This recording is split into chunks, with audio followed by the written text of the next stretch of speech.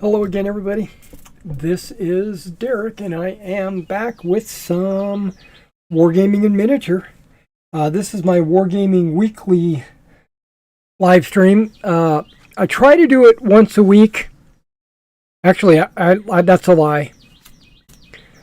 I try to do it more than once a week, but at a minimum of at least once a week. And what we do is we get on here live. I paint some figures. I talk bullshit about whatever comes across my mind or whatever comments or chat I get.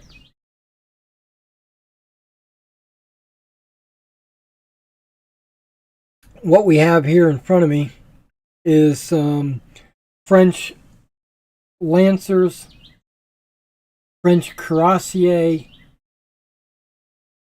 3 Russian 12-pounders,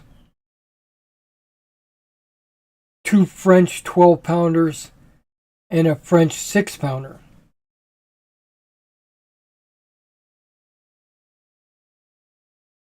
As well as a couple of generals, and of course all the crew.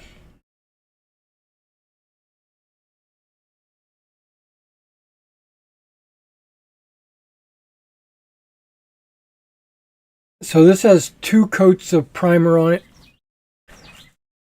It has a gray Rust-Oleum spray. I did a real light dusting of that, and then I went over and I brushed on some Vallejo surface primer. I know this is supposed to be like airbrush or whatever, but apply in light coats with airbrush. And it says allow primer to cure for 12 hours before masking. Well, I don't plan to mask. I plan to just paint. I'm going to mask with my eyeballs. Go ahead and get rid of that.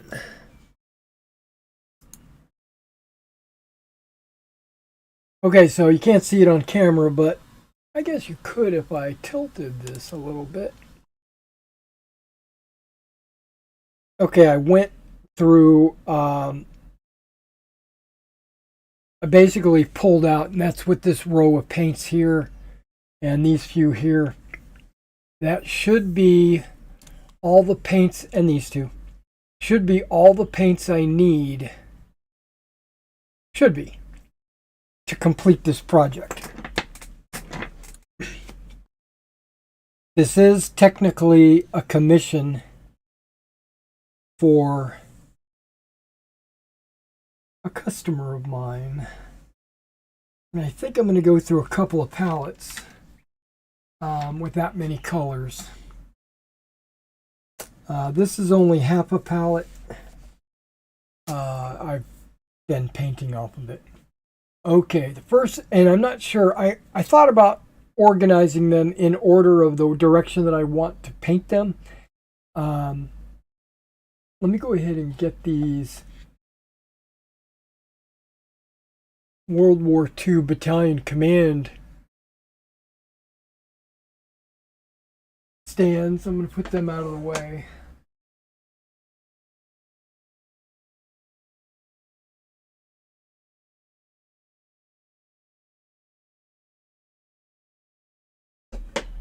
Which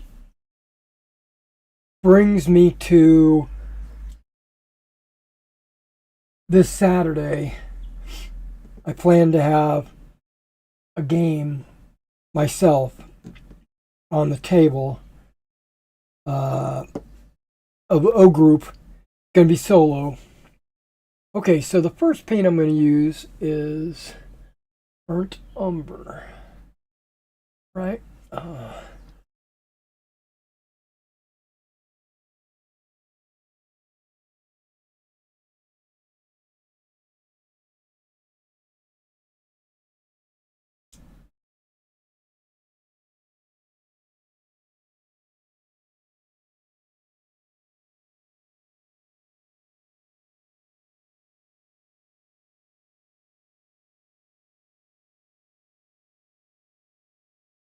Yeah, there's another couple of colors I know I'm going to need.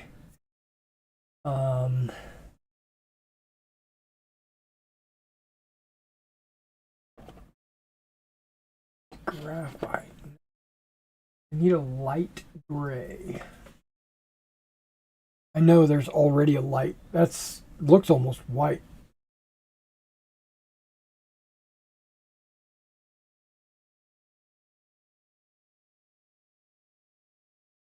Okay, it's got to be up here somewhere. Maybe this is...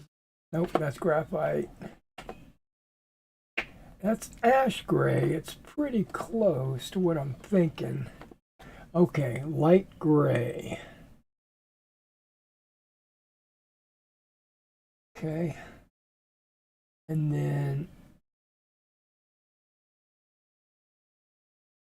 on top of the light gray, I'm going to go even lighter. I think it's going to be silver gray. I think that's... Okay, so the burnt umber, light gray, are going to be first.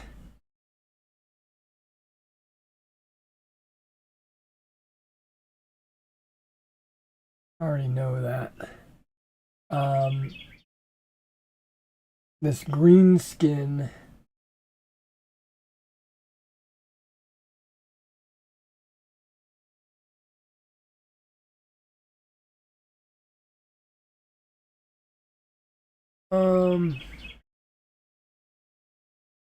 Yeah, that'll go after those two. And then we'll go with the silver gray and the nutmeg. I know that's gigantic. I'm going to put it up there anyway.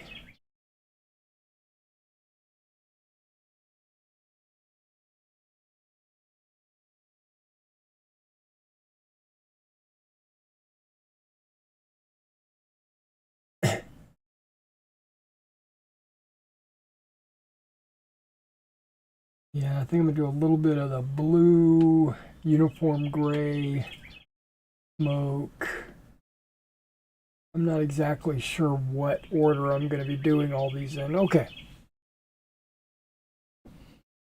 But that's okay. We're going to start with burnt umber. This is going to be for the cuirassiers horses. It's the undercoat.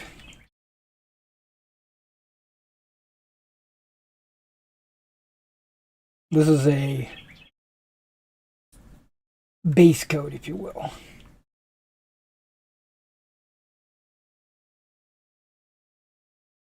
So I don't have a whole lot to discuss or talk about today.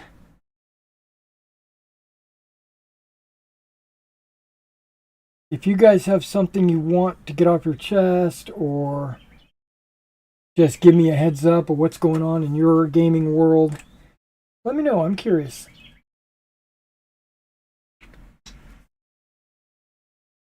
I just like having good conversations.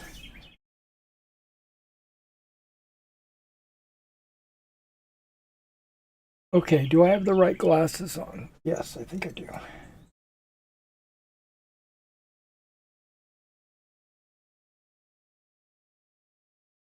Whoop, before we get started, these gray popsicle sticks have not completely dried, or at least they dried and they're a little tacky to the hands. So sometimes I'll get like gray on my fingertips.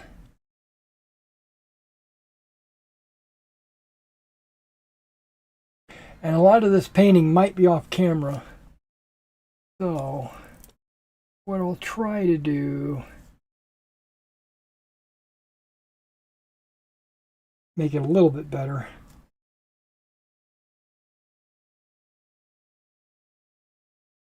Might need to have to put my other glasses on. I don't think there's enough magnification here.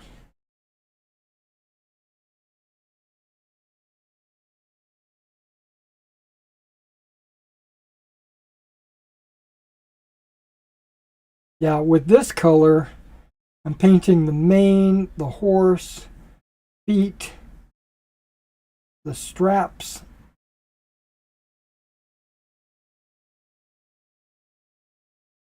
And then when I go back,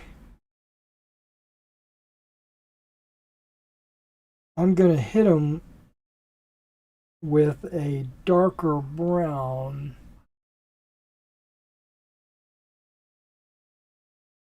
I don't think it's going to be the nutmeg. Maybe it's the nutmeg.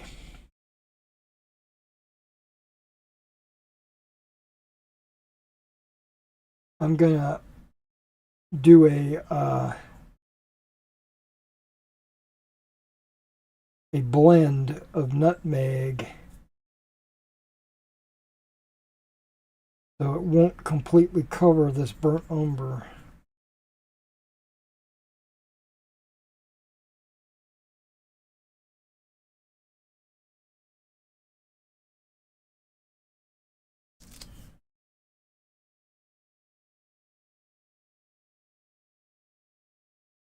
I think I've got some craft paint burnt umber. I might go grab that because I think I'm going to be using a lot of paint here.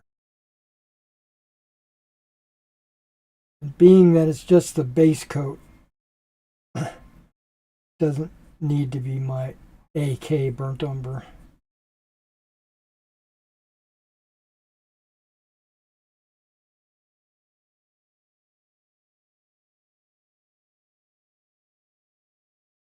So I finished my paratrooper battalion.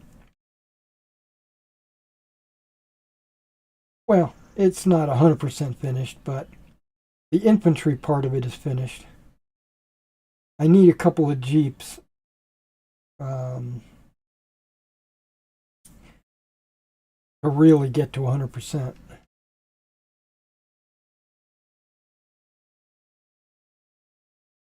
And I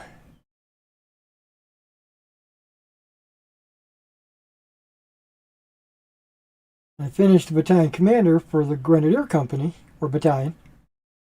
So we're going to be able to play a game this Saturday using all the components.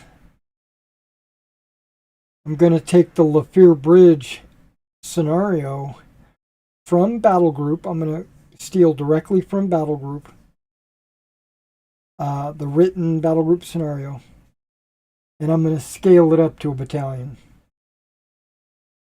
Or scale the figures down to a company.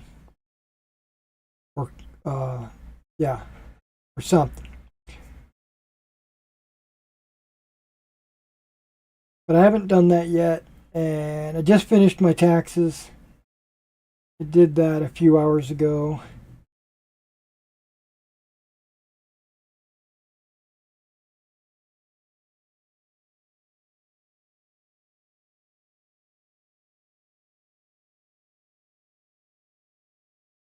So my wife actually has. See, I'm self-employed, so I don't have people sending me W-2s. She works for the school department, right? School, whatever. And multiple schools, like colleges and high schools. And right now she's teaching like second graders. She covering for somebody. She hates it. But my point is, because these well,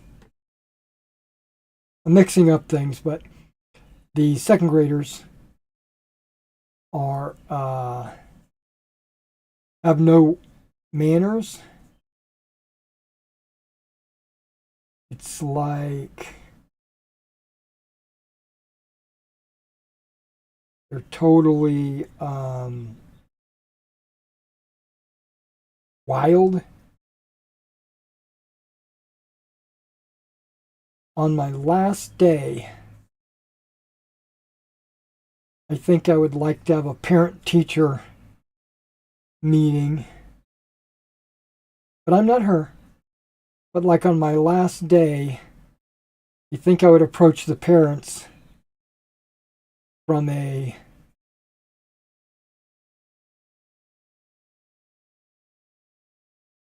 your kid is wild, doesn't listen, and what are you doing at home? Are you encouraging this? Are you allowing this kind of activity? Do you even discipline your kid? Nowadays, they don't allow corporal punishment. So, like no spankings. When I was a kid being raised, specifically, I remember this when I was in Hawaii. I did something I probably shouldn't have done. I think everybody out there in the world does this. We make mistakes or we think we can get away with something. And my dad grabbed a belt and he cracked it across my ass a few times. You did that nowadays. Well, in my opinion, if you did that nowadays, the kids would listen and pay attention and have a little bit more discipline. But no, the liberals want, love is the answer.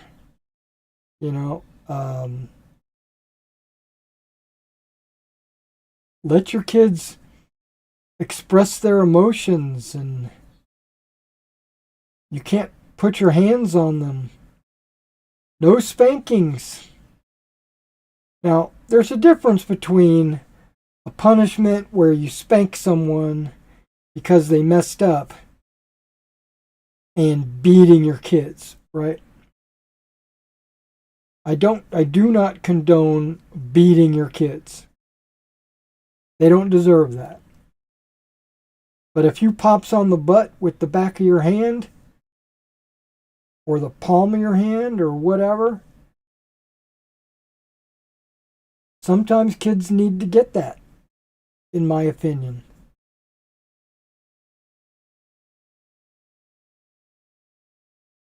And if you're watching my channel, you're probably from the same generation or close to it that I am, and you probably feel the same way.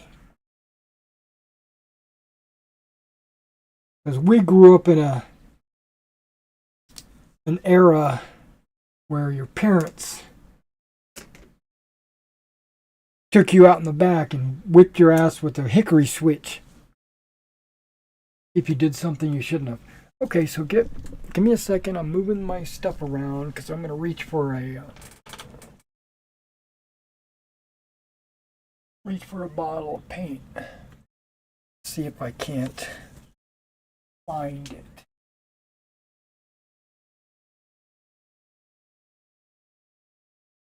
Okay, well that's burnt umber.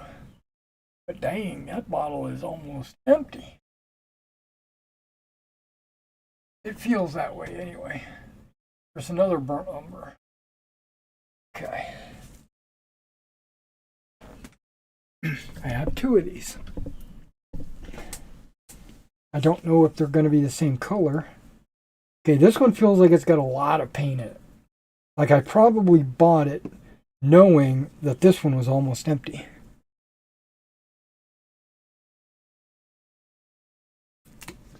Let's see how different it is.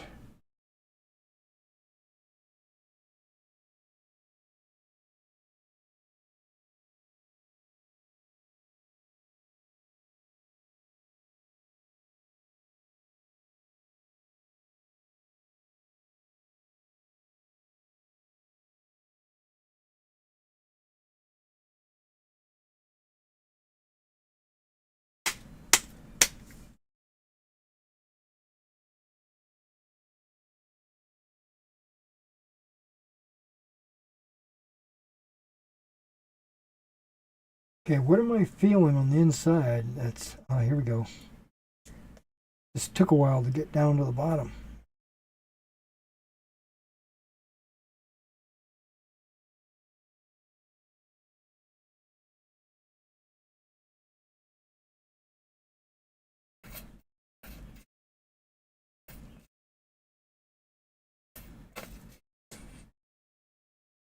Okay, I might be able to combine this into this.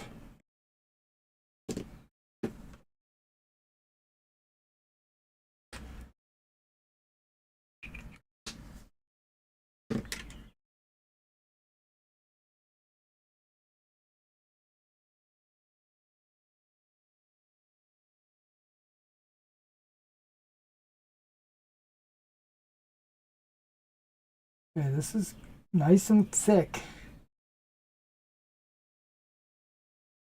Lots of pigment. I even added a bunch of water.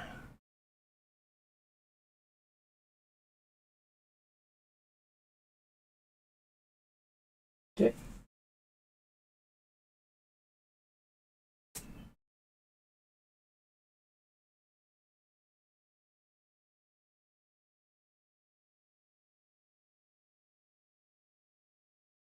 Actually, this burnt umber looks a little bit more brown than the AK burnt umber. The AK burnt umber looks a little black.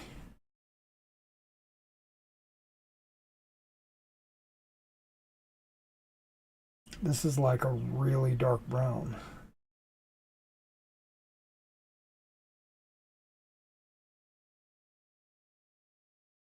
So I'm going to have 3 colors of horses out here.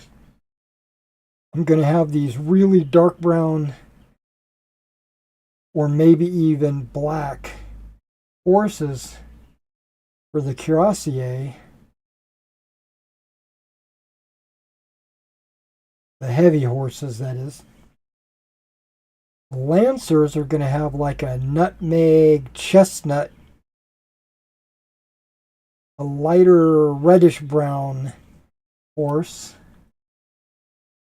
And then the officers and the musicians, not the standard bearers, but the musicians are going to have gray horses.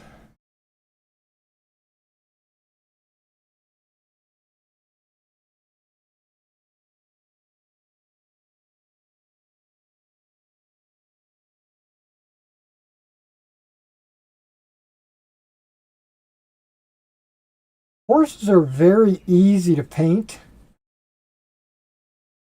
There's just a lot of area that you have to cover. And you got to get the blending right or it'll look sloppy.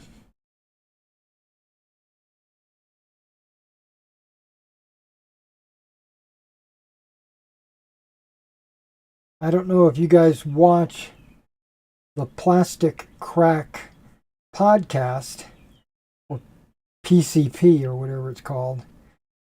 They never have exactly the same people on every time, but that's okay. They have a variety of hosts, and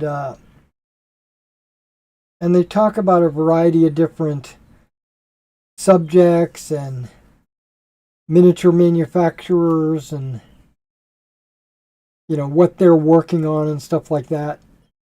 And I find it to be something good to have running in the background while I'm doing something, because I don't really pay, to be honest, I don't really pay attention to them. They very rarely have anything to say that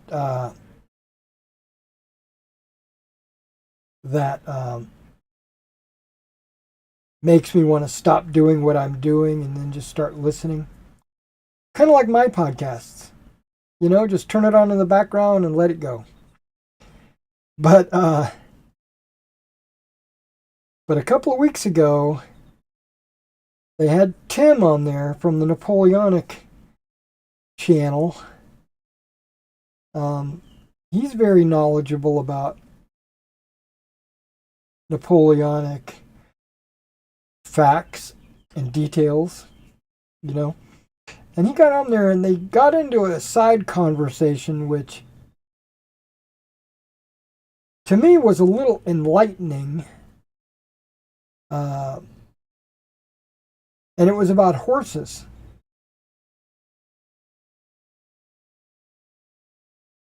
And the colors of horses, and but the part that was, because all the color stuff I pretty much already knew, but the enlightening part was the socks. I don't know if he said this in jest or if he was serious or I misunderstood what he was saying, which all of those can be true at the same time. But basically he said the best horses had one sock, and the worst horses had 4 socks. So the more socks they have, the worse of a horse it is.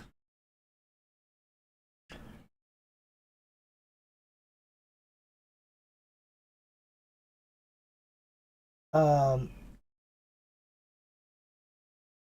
don't think that's true. That might have been like a wives' tale or something like that in the time period, you know, and they might have selected horses with the fewest socks because of contemporary thinking. Okay, I get that. That's probably more likely because the socks don't have anything to do with a horse's well-being, right? Or how strong it is, or how fast it is, or any of that. And there was some kind of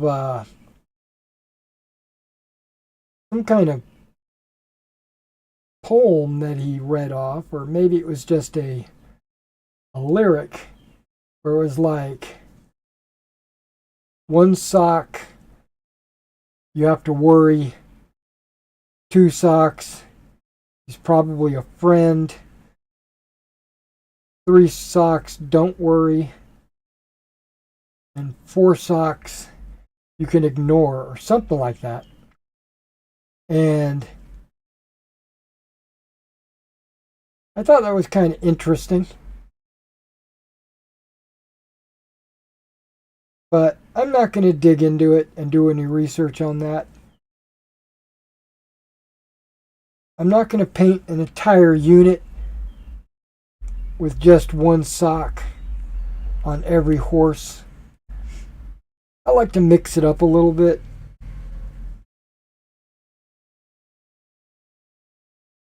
Same thing with the colors of horses. A lot of times I like a unit to have a variation of hue when it comes to their horses.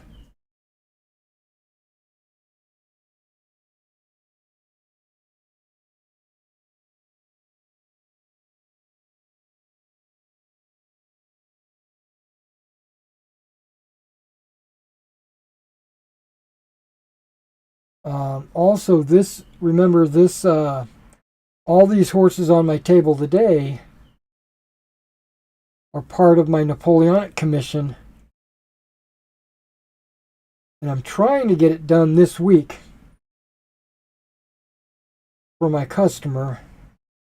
I honestly believe I could probably get it done in the next 2 days if I dedicate about 12 hours a day to paint them.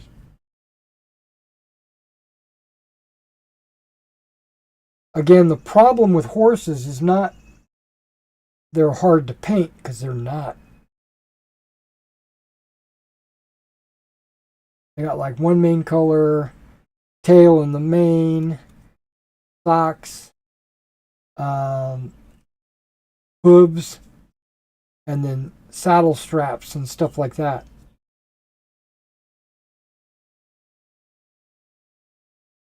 The problem comes from it being so large, so much space to work with, paint and cover. Okay, that is actually a little, I don't know if you can tell the difference, not at that range, but there are a couple of differences. The folk art burnt umber is, I'm not going to say it's darker.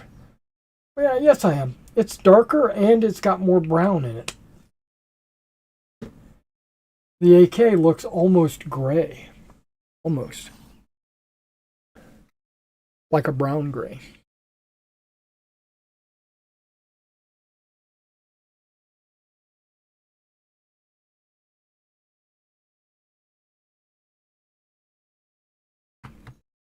Okay, I've got a couple of well, hold on. Let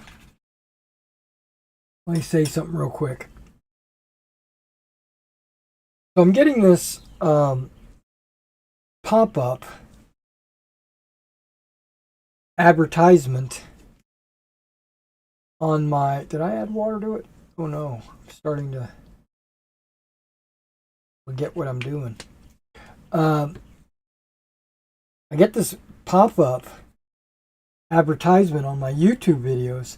Like when I watch a YouTube video, like the Plastic Crack podcast, or if I watch like Storm and Steel, or whatever I'm watching, right? There's ads that pop up, and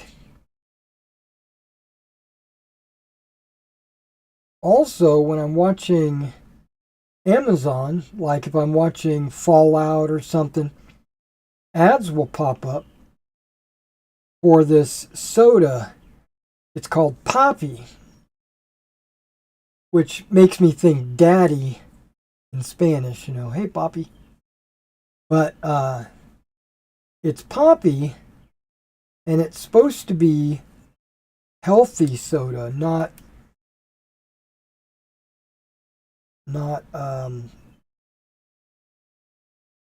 you know, it's not Coca-Cola where it's really bad for you.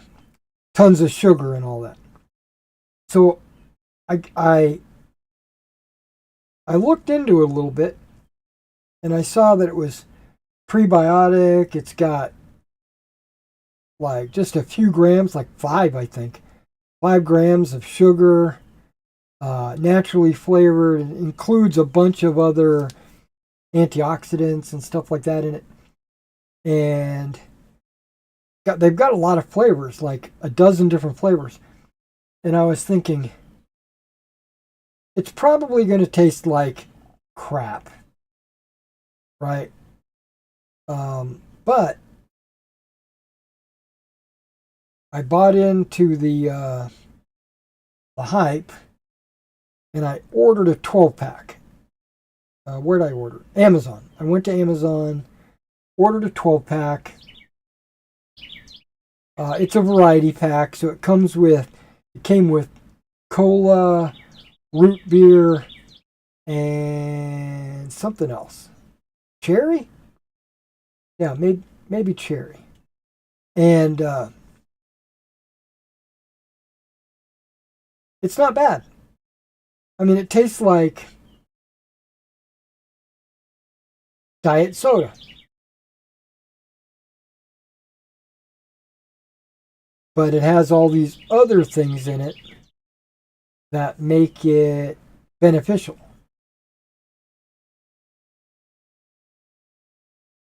So I would say if you're thinking about getting some Poppy because you're interested in knowing how it tastes, yeah, go ahead and do it. If you don't like it, don't reorder it. But I'll probably reorder it.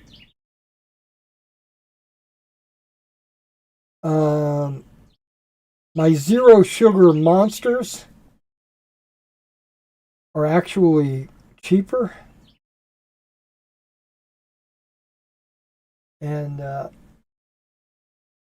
I think my monsters actually have a better flavor.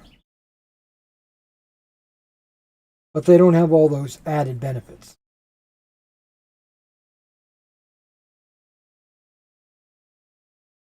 Okay, and that's what I just took a sip of with some Poppy, and what came to mind and I wanted to share with you guys.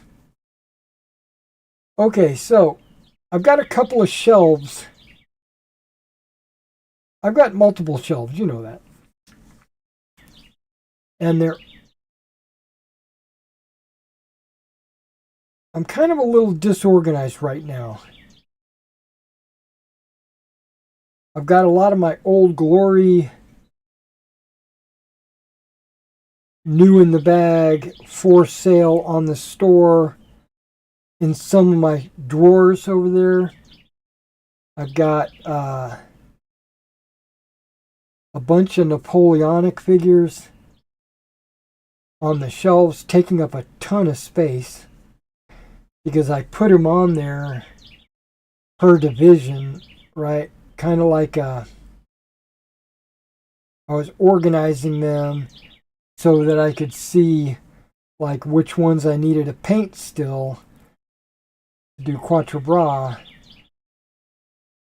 And I made enough space on the shelf that when I finish them, they would have a place to go on the shelf. And I kind of, it's super inefficient with some divisions with less brigades and some or battalions and some divisions with more.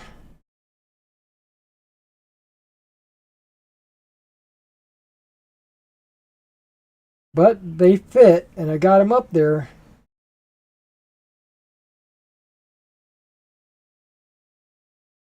But it's just inefficient. So I think I'm going to rearrange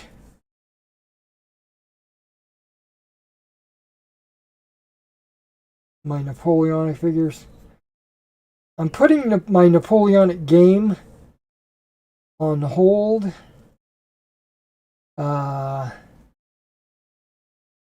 Writing it, I was writing a set of rules called Marshals and Generals. Putting it on hold. And I'm kind of focusing on this O Group project. Trying to get all my battalions fleshed out, like the SS and the British Bolshevik, American infantry, and might even go with some Russians. Oh yeah, don't forget British para. I'm big into the paratroopers. I really like 101st, 82nd, 1st Airborne, all the Fallschirmjäger units.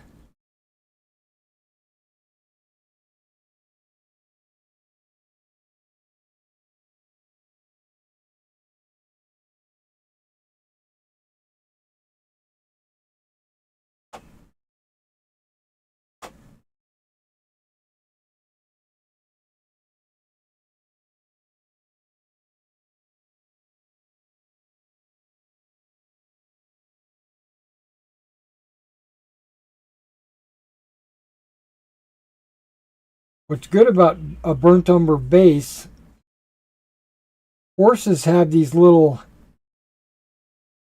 dirt kick-ups on their bases, under their hooves, so that it'll support their legs. And you can just paint those and leave them, and it'll look good. Now, 2 of these are going to be gray, but the standard bearer is not.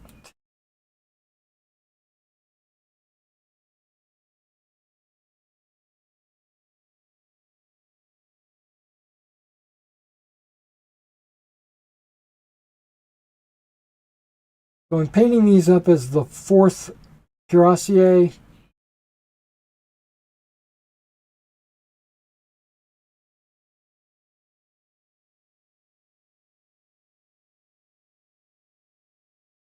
So they're going to have a very weird color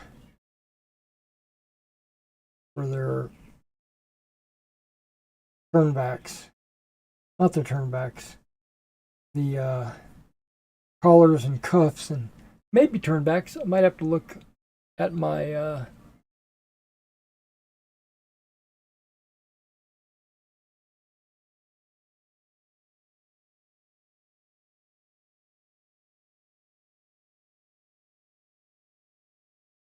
my painting guide. It's kind of a red-yellow color. The shark's teeth on their blankets would be that color as well. All these guys are wearing gloves, so their cuffs are all covered.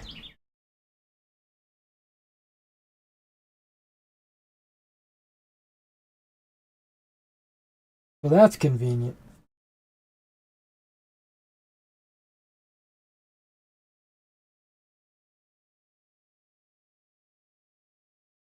I made a list. I started a couple of days ago, got distracted, and then I just went back to it last night. Where I was making a list of all the things that I might need to play a game of O Group, like order dice or order templates or cards or order markers and hesitant markers and suppression and what's that word? Shock.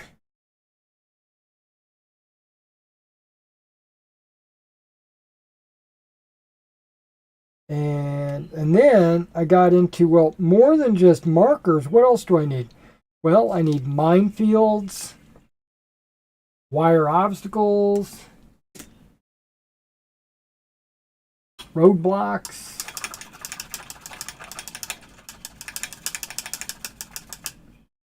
and I'm thinking I want to do smokescreen templates. That's what I'm thinking. That maybe I want to do those. Okay, so that's the burnt umber, and that's all there is to the burnt umber.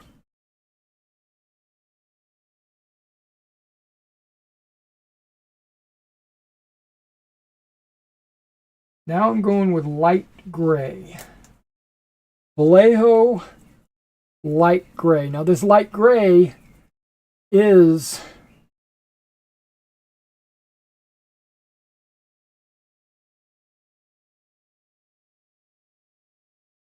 a little darker than ash gray.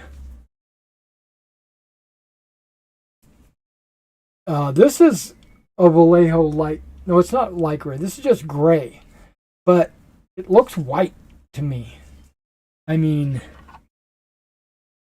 it says gray, but I know it is gray. I can see that it's gray. But you can see the dark gray is even darker. Or the light gray is darker than the gray. So, but I got that specifically because it's super light. I wanted a prime with a gray, but not as dark as like trousers.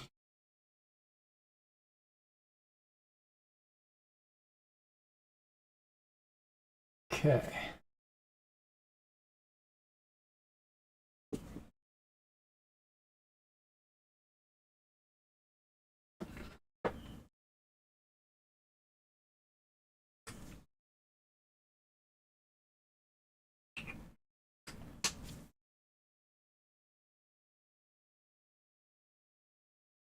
All right, so light gray is on both units will be the musician and officer horse colors. Let's do the cuirassier first. And again, this is not the final color. This is the darkening color, and I'm going to blend a lighter color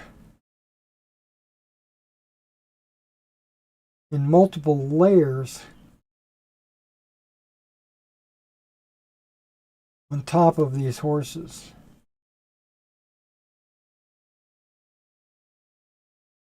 Either the brown or the gray. They're going to get blended.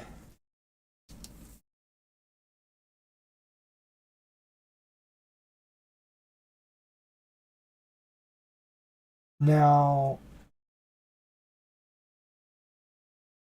like the burnt umber horses, some of them are going to get multiple layers and some are going to get just a few layers. And that will actually adjust the hue of the final horse.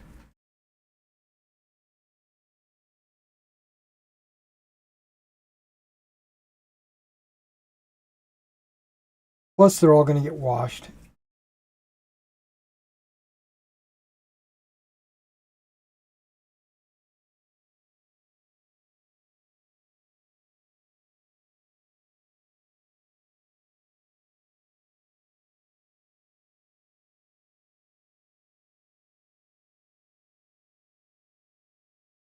So I'm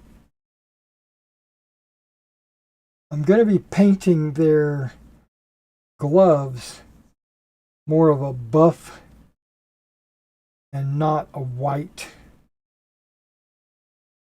The painting guide I'm using shows them wearing white gloves, but I know that to be inaccurate.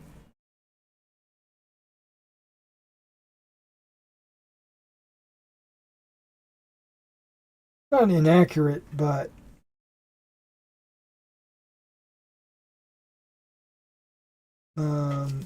yeah, inaccurate.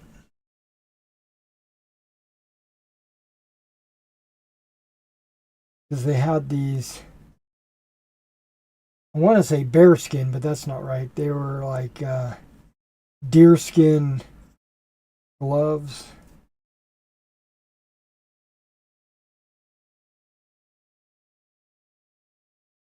Very soft and subtle.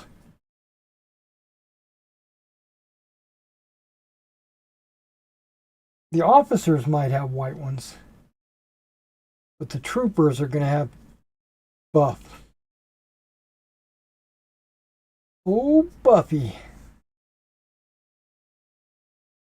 My door to the outside world is open, so if you hear noises, it might be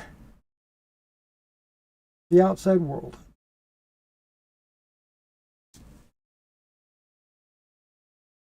Okay, that light gray actually looks pretty good on its own.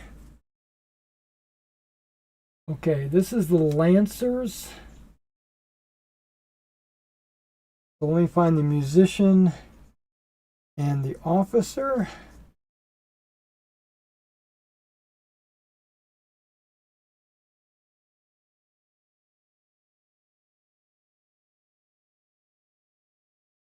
Now, he didn't give me any guidance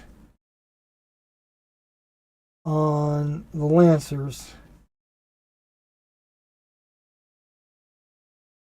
i.e., I don't have any flags for them.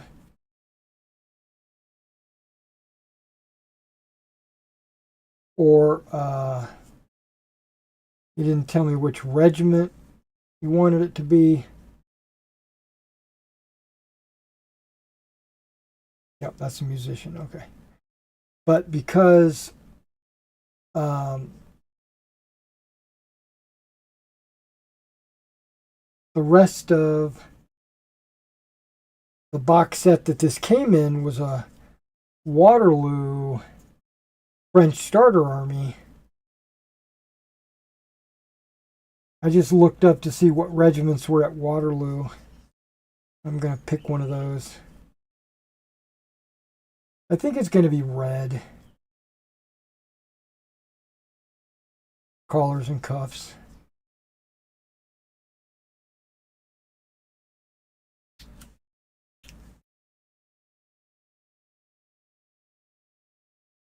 Okay, I might run out. Yeah. I'd have to mix up just a little bit more.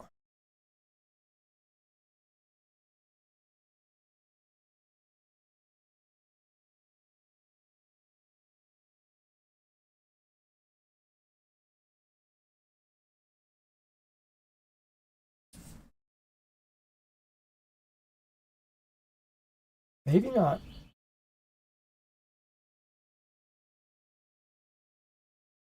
Might have mixed up just enough.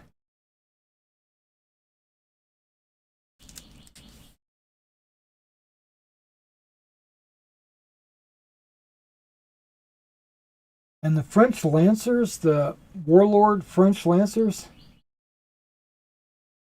I'm disappointed with their actual lances. They're super thin and they break easy. One of them I had to glue back together because it broke. And it's only like a 1 millimeter piece of plastic. You can imagine how hard it was to glue that back together. I'm afraid in shipping, some of the lances might break.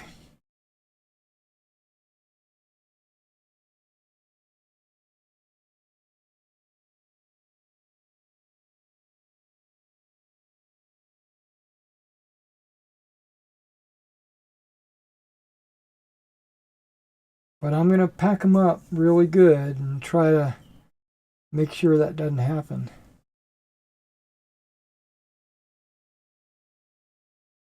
Okay, so that's the officer and the musician of the Lancers.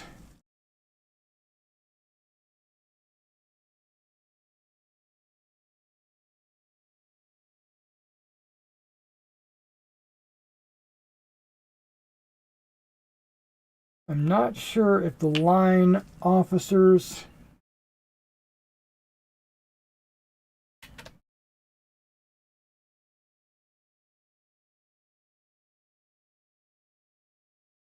are going to be gray or not, but I'm making them gray.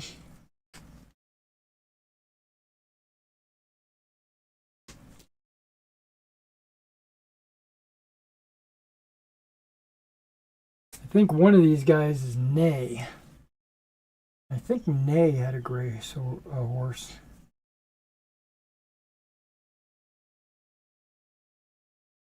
I don't remember.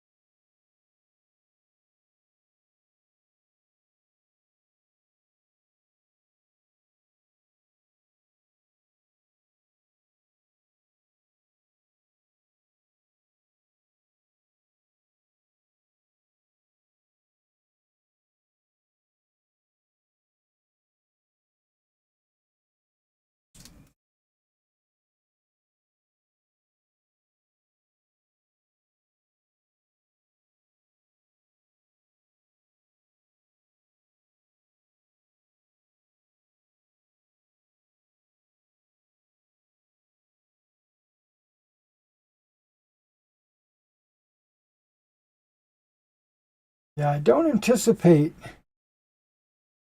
this taking a whole lot of time. Once I get the paint out, and I pretty much have a plan, it's a lot like writing a script for a podcast or for a video that I make, when I just do it off my head, it takes me twice as long. But when I've got a script summarized, written down,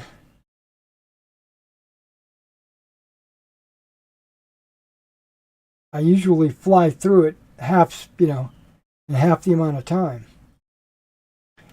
And that's the same thing with, once you get all your paints out, you know which ones you're going to be using, and you have an idea of which one goes first because of the way you're going to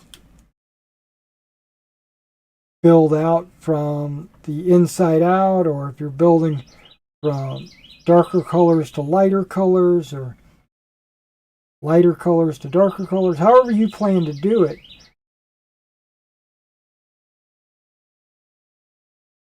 Once you got a plan, the actual painting doesn't really take that long. That's what I found.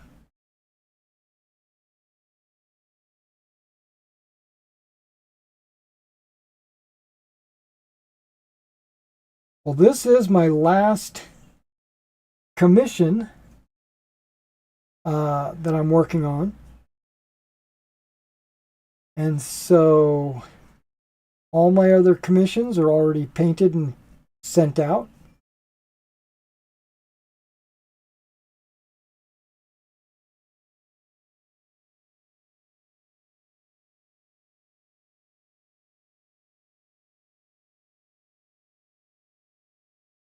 So I look forward to painting some figures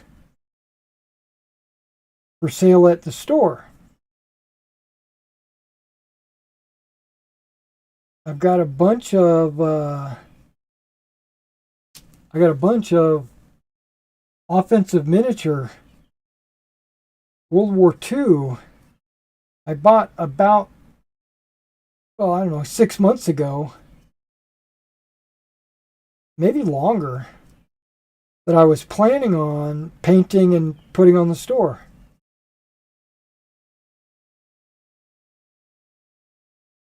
And then I got these commissions coming in, and that kind of stopped me from doing those.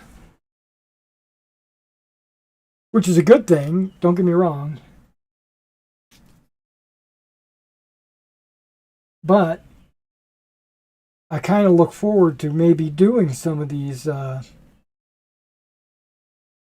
offensive miniatures.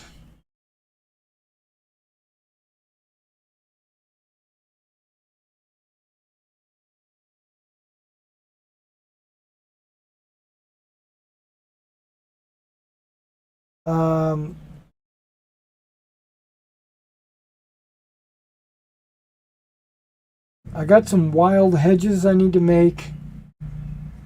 Some fences. I need to flock some of my trees.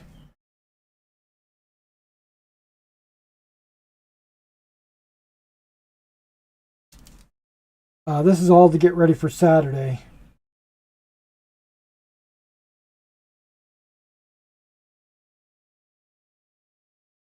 But if I have any time,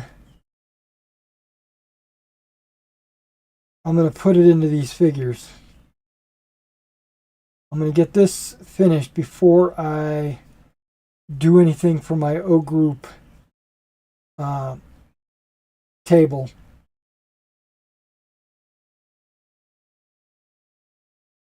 So what does that mean? Well, that means Saturday,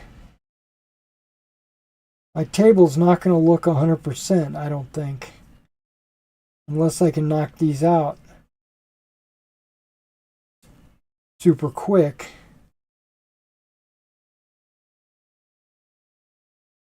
Which I think I can. But I'm just not committing. Okay, so that's all the... Okay, stick to my finger. Come on, what's going on? Alright, so that is the light gray. And see, when I'm done with a color, I can put it away and that shortens my line.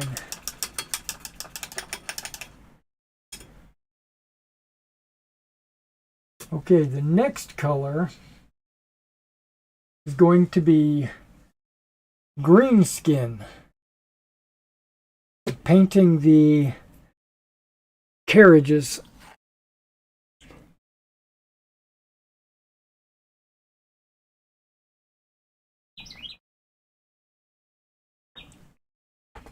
Okay, now that's T.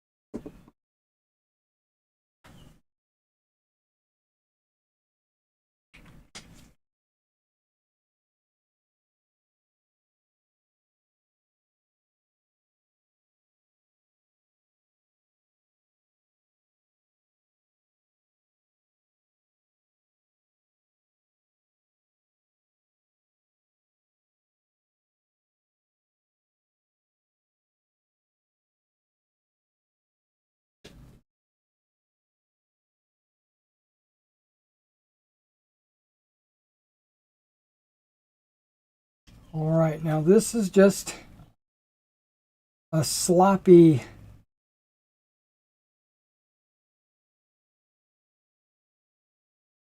i.e. base coat.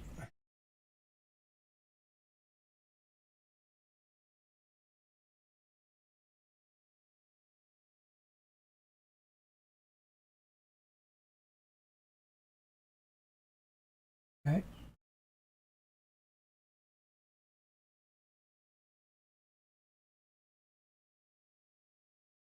The wood elements of the carriage would have been painted like an apple green or a green that's a little bit lighter. Now, green skin is not really a light green, but it's lighter than deep green, which is what and hunter green, which both of those colors are kind of a darker green.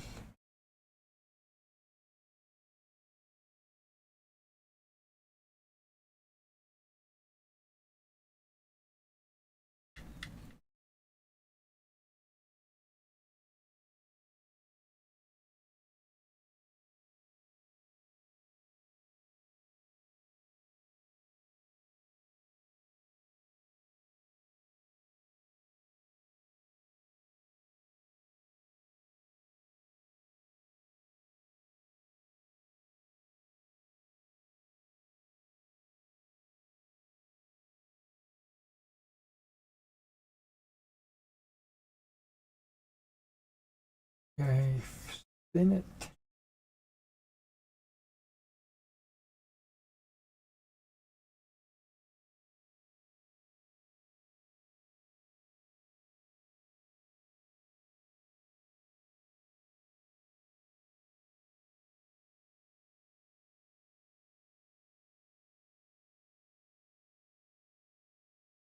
So I don't know if you guys are familiar with the Fallout computer game series.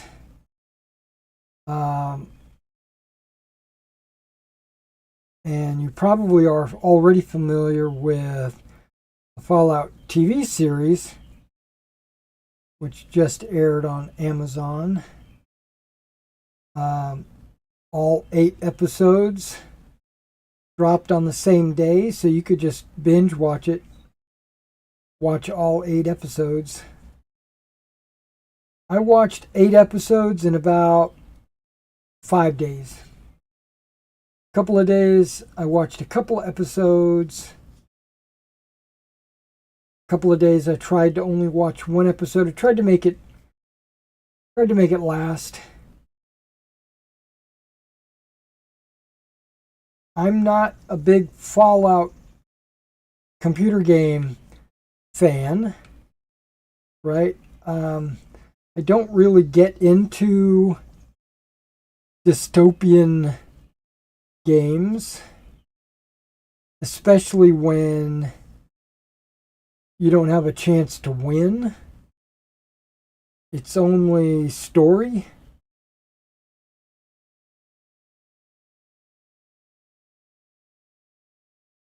But when it comes to a TV show, I'm not playing to win, I'm watching it for the story. So, as a TV show, I actually enjoyed the Fallout TV series. I don't know that much about Fallout, the universe, the world, which made going into this TV series kind of like, am I going to like it or not? Well, I thought it was fun.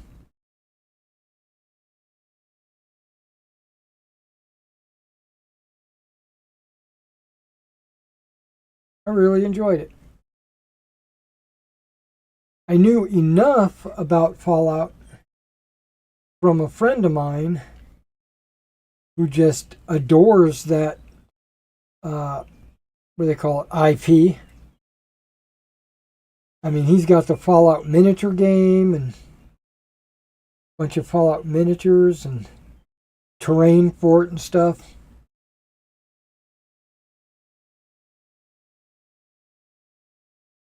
It's not me.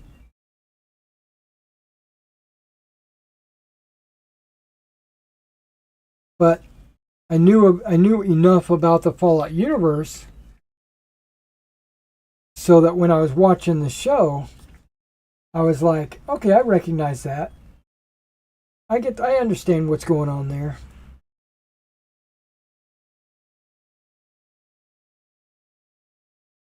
But even if I had not known anything about Fallout, I would still understand what's going on.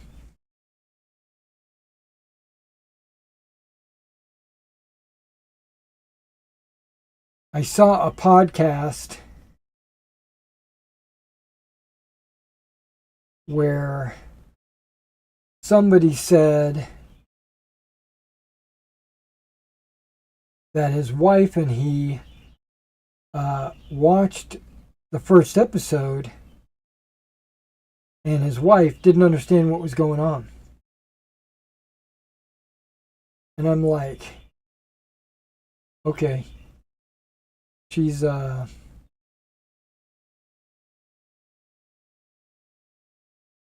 mentally handicapped in that case. I thought it was very easy to understand what was going on.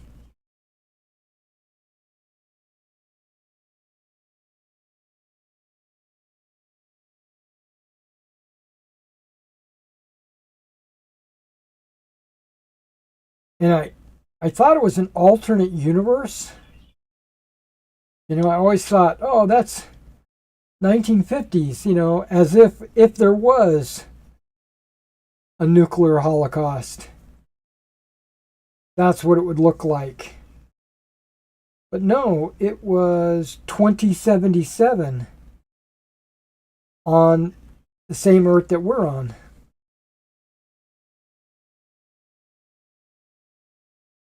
But like old styles had come back into fashion. But like cars are running on fusion.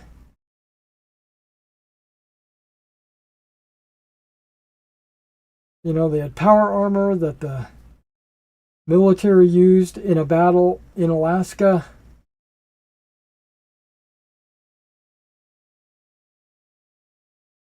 Communists were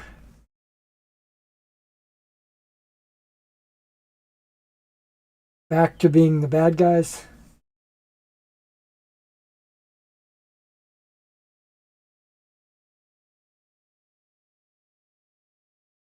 So it kind of looks like the 50s, but if you can imagine the 50s with 2077 technology.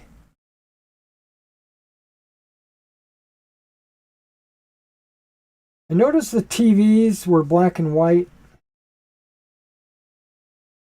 and the computers were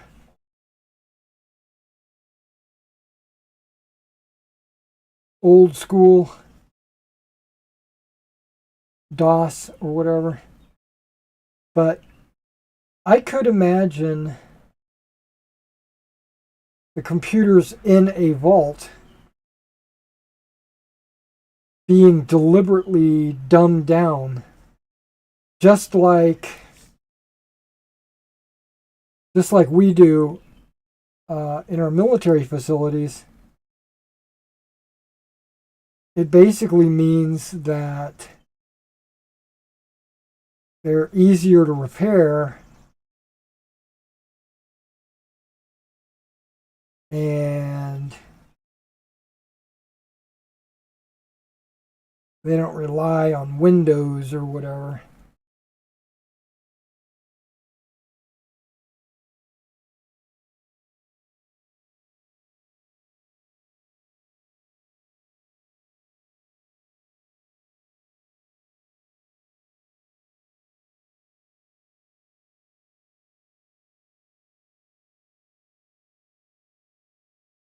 Yeah, that color is actually coming out really good. I think greenskin was a good choice for these carriages. Mix up a little bit more because I'm kind of going through it.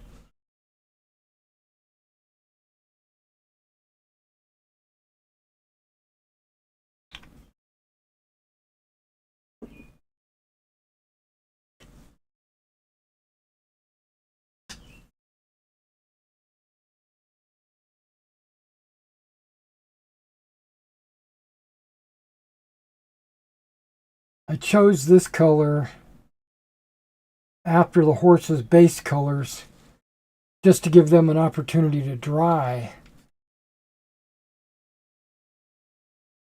while I'm doing the carriages.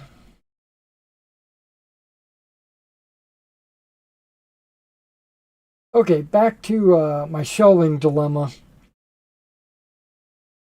So what I'm planning on doing is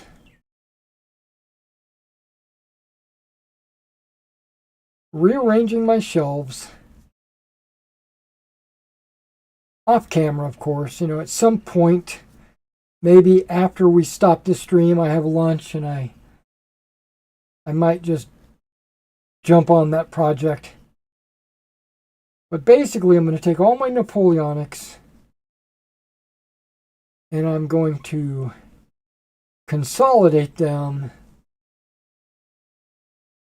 into a smaller area on the shelves. Mix the divisions, and because I already know what I need to paint and what I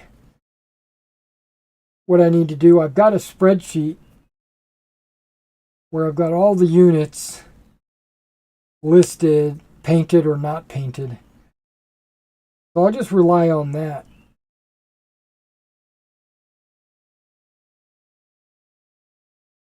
Oh, yeah. My ancients, right? I've been kind of putting that on the back burner as well. The Meg armies and stuff like that. But I noticed that at Salute, Warlord showed off its Hail Caesar epic. And it's Republican Romans and Carthaginians.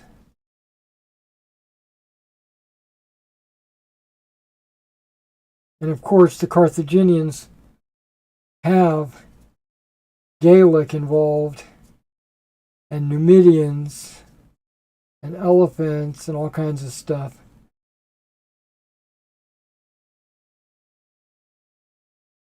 So I almost got excited and said, you know what? I'm going to jump in on that. But I don't think I will. Mainly because the scale. People say they're true 15s. I don't think they are. I'm going to get some in to measure them, maybe paint them, maybe sell the starter sets or whatever. I'm going to get some of those in.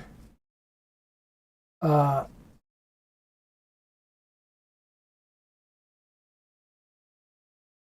I'm going to be critical of them because I already have a bunch of 15s.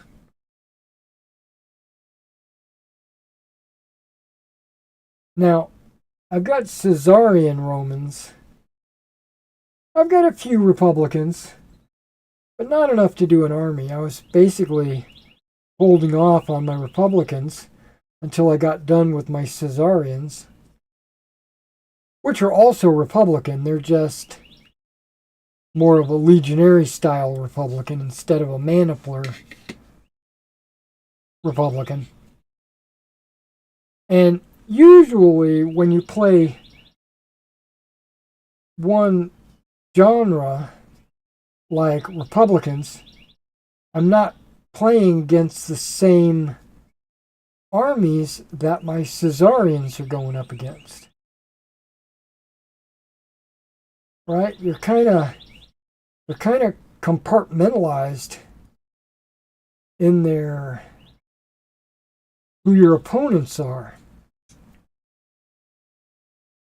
Right? Biblical Hittites are not fighting Imperial Romans.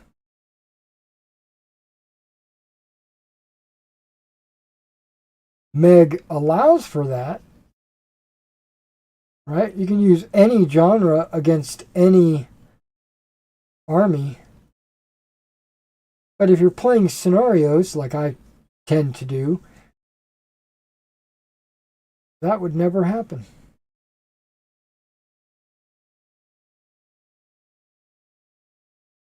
So I could see getting into the epic stuff for the Punic Wars,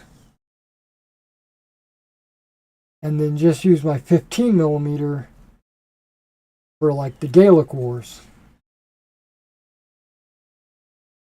Now the downside is you're using a couple of different sets of rules. And I was thinking I could probably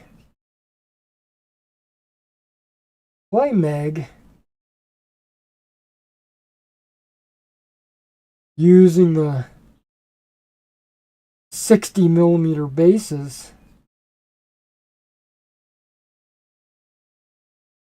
but I don't think so.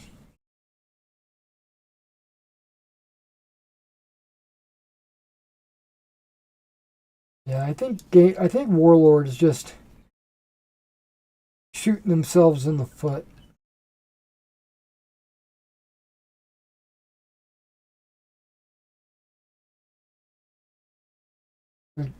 I think Hail Caesar Epic will do really well.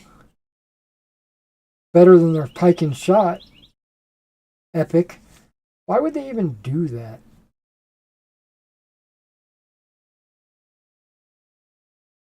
And I think they really missed an opportunity to go with 15 mil go with 15 millimeter figures and not some proprietary scale that nobody uses.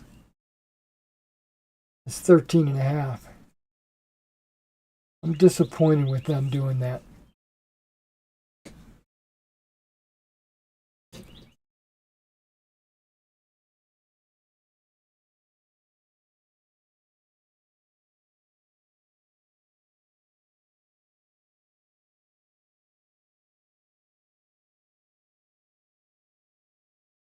Now these Russian gun crews, I'm disappointed with those too. I didn't buy them. This is my customer's commission. He bought the figures. He just wants me to assemble them and paint them. But when I was assembling them, first of all, you have to assemble them. They have fiddly parts on them. Specifically, the head. I can't tell you how many times I dropped a head on the floor and had to go digging for it.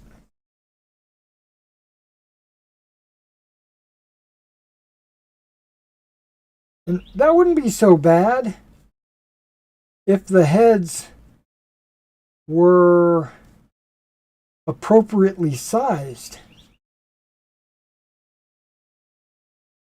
These heads on these Russian crew members, they look like they're about 20mm heads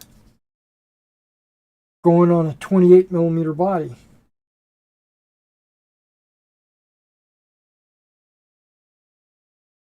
Now, I might be a little,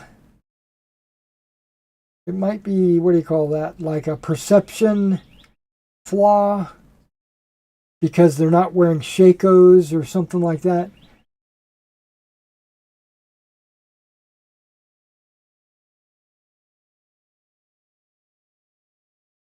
It might be an optical illusion.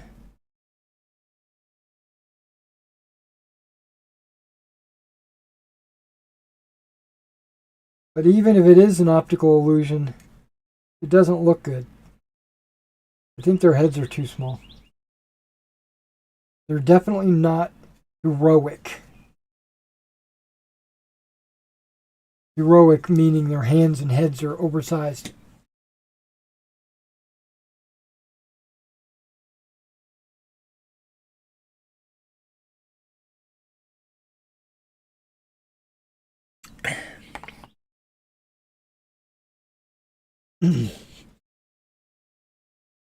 But that's why I charge to assemble models. I charge not just to paint, but to also assemble. So if you send me on a commission a bunch of figures that do not require assembly, you don't get that surcharge, right? Because there's no need. They're already assembled. But if I have to break out my X-Acto knife and clippers and glue something together, there's a small fee for that.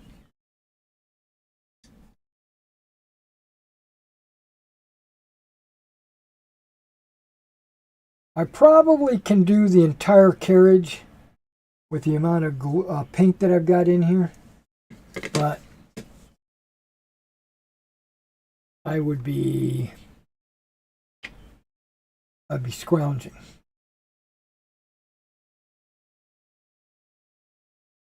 So I'm going to add one large drop.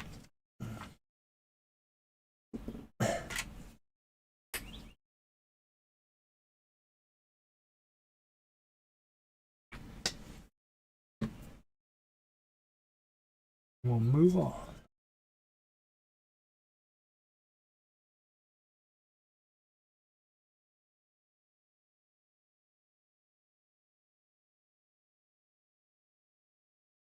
Now there is some brass or steel work along the frame of your carriages.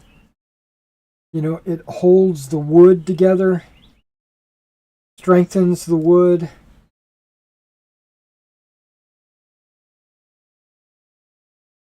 Keeps it from bending or breaking.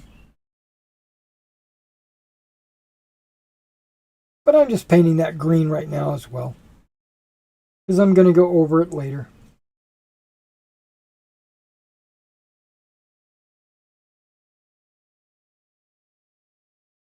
So now that I've watched all 8 episodes of Fallout, and it did end inconclusive. Yeah, it ended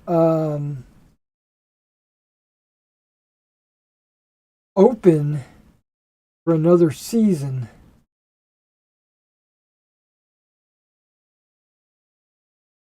So I made sure to put a like on Amazon so they know at least one person liked the show. If more people put likes on there, maybe they'll make another season of it.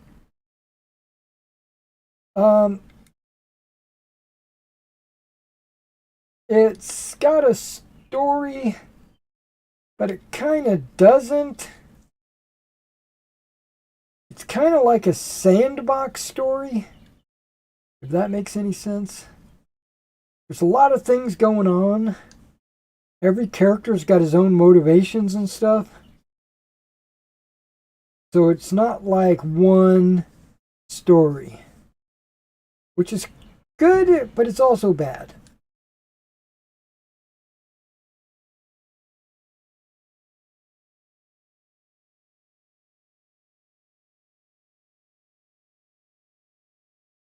And I thought of this.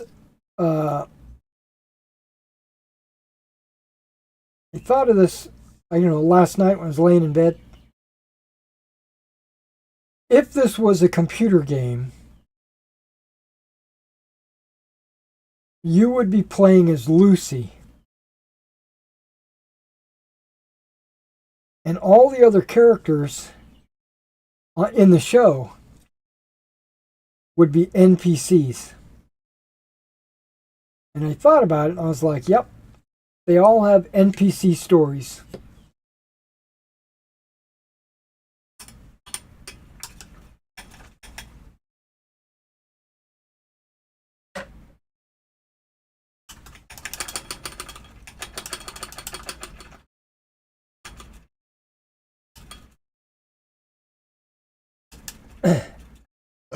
Excuse me.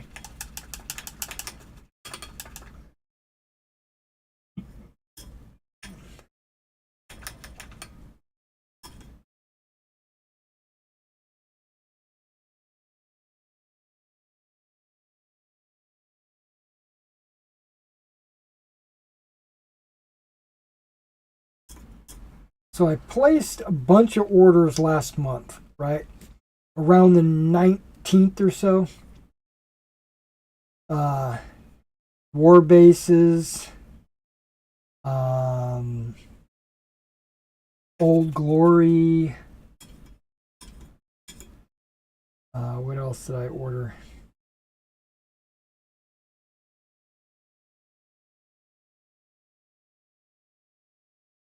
Some Flames of War. Some cork and felt, and basically some paint. I can see that I've got some paint over there. I basically ordered a bunch of things around the 19th of last month. Everything's already come in except for one order, which is my battle scale.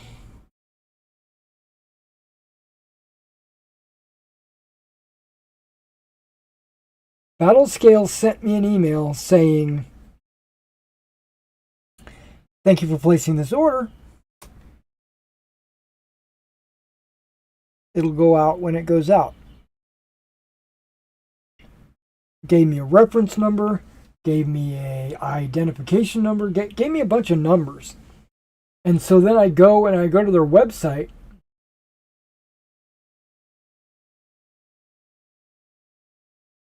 and there's no way to log in to check your account.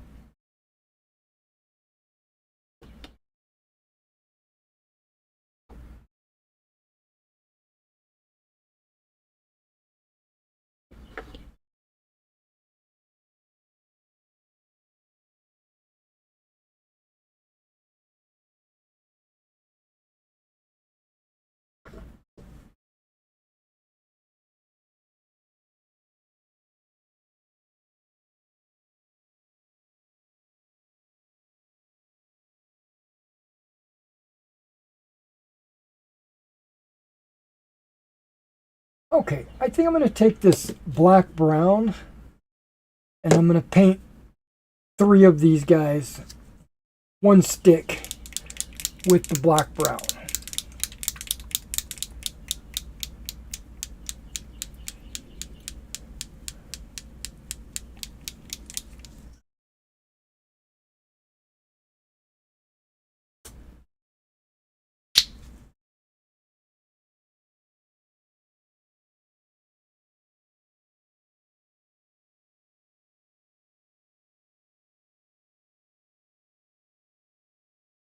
Okay, that's 5 small drops. And then when it comes to the water, 4 gigantic drops. So it's mostly water than paint.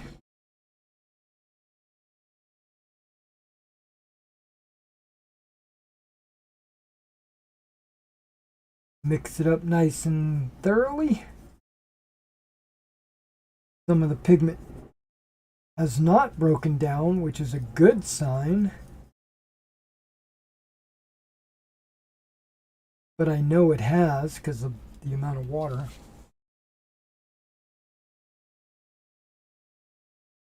And we're going to put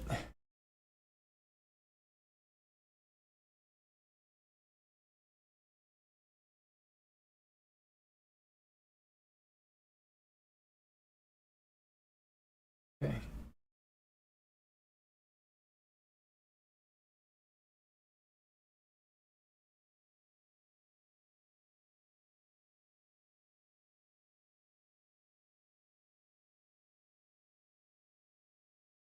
I'm going to paint mostly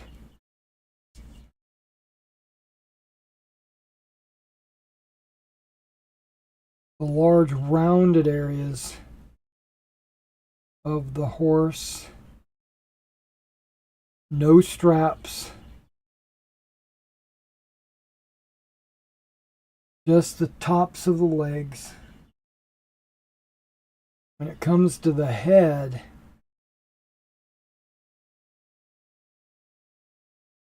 painting the ears, the jaw, the tip of the nose,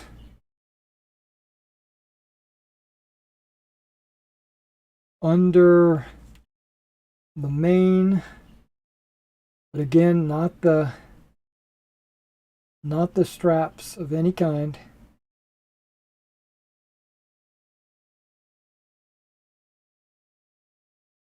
The rumpy. Oh, and the area between these two. There we go.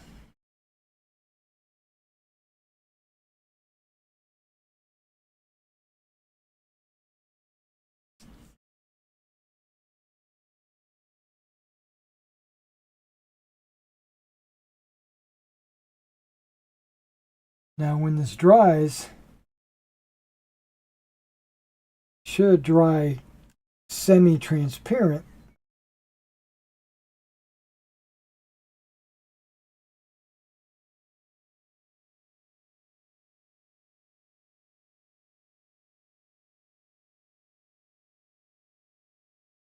Good.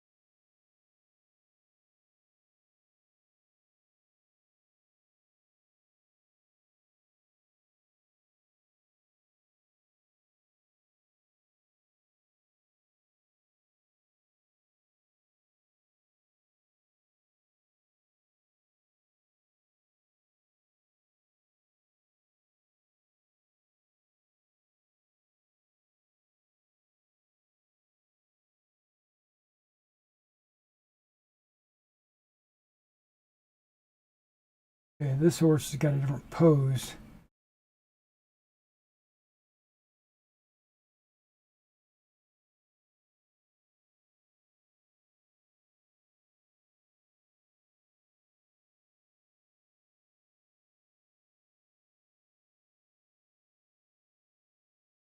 Okay.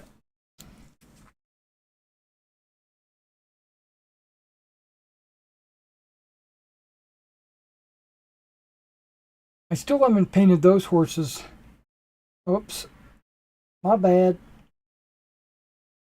I shouldn't have started the blend. Or even the carriages, really. Until those horses at least got their base color.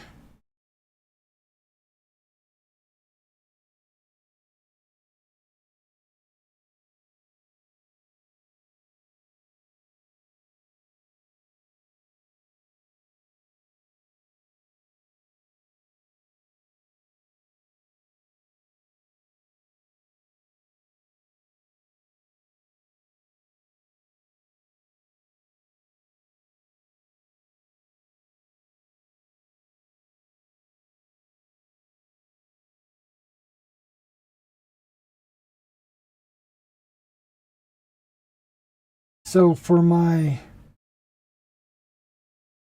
Lafayette Bridge scenario,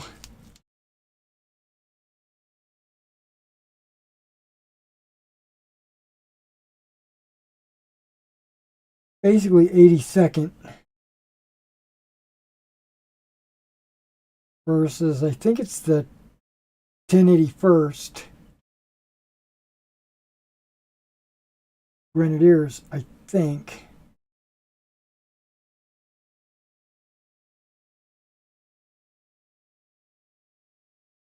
Can't remember.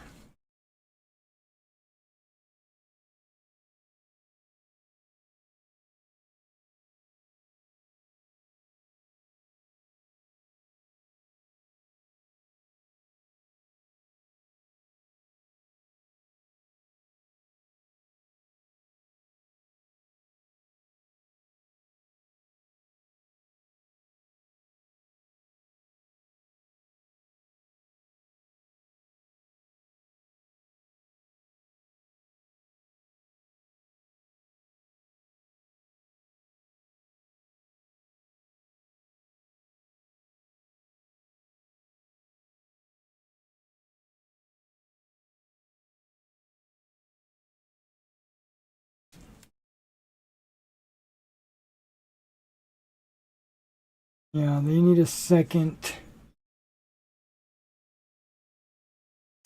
coat on there.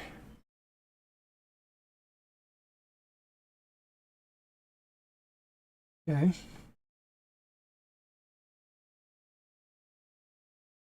Now the second coat,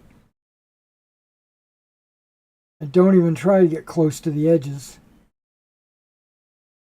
I just hit the center of the big edges.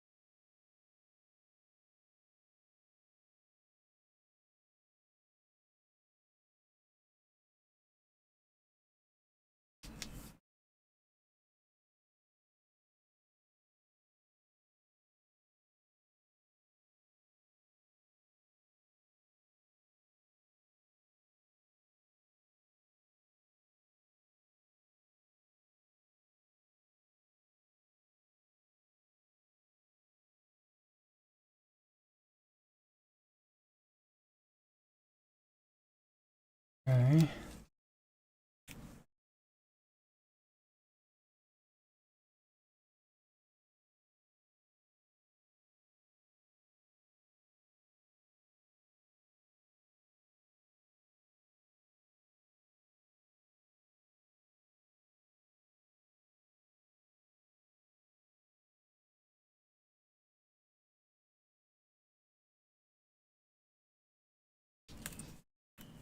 Now, because there was so much water added to this paint, it became transparent.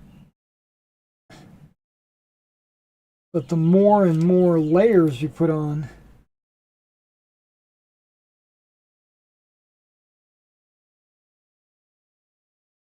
the more it looks like the paint color.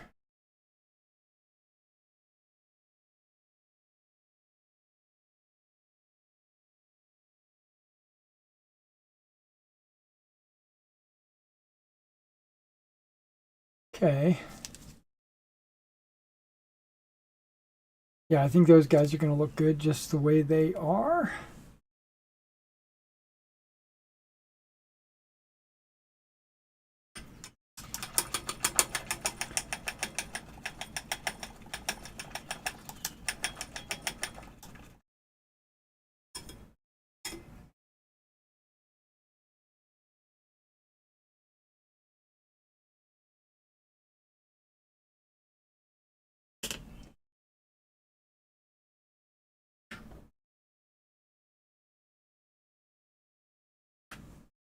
Okay, so we're going to start these guys off with chocolate brown as the base, right? This, it's actually called Choco Brown or Cocoa Chocolate. I don't know. I consider it chocolate brown. Got a good rich color to it, but it's darker than that, right? Because I'm going to be using this to highlight it or to bring it up. I'm going to be using Dunkel Gray on some of those and might go back to a black brown on a couple more of those.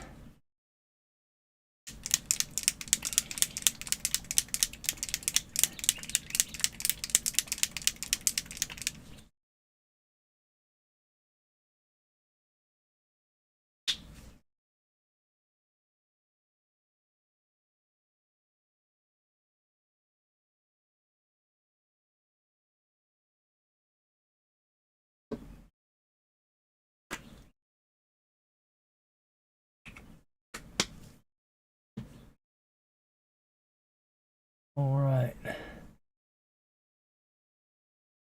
All right, Lancer's my Lancer.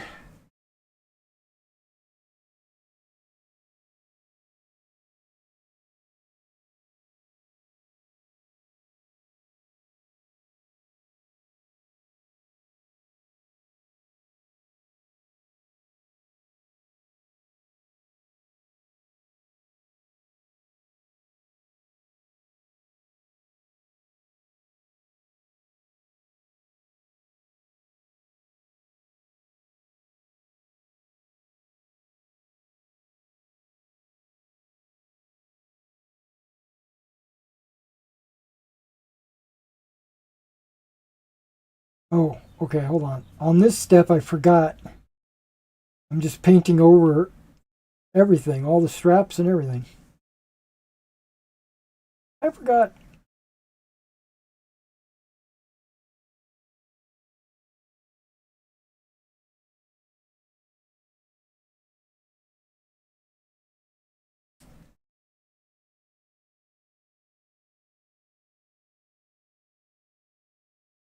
It does kind of look like milk chocolate. Not dark chocolate.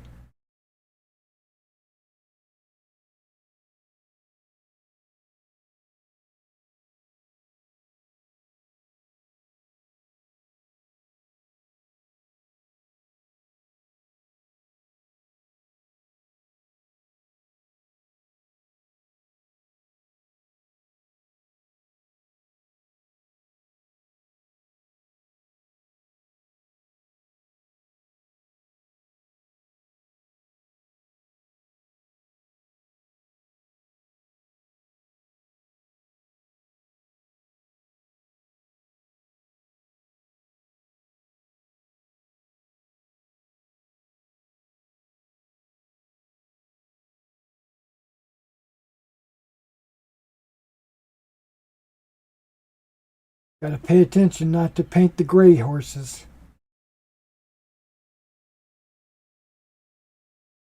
Those are the musicians and officers.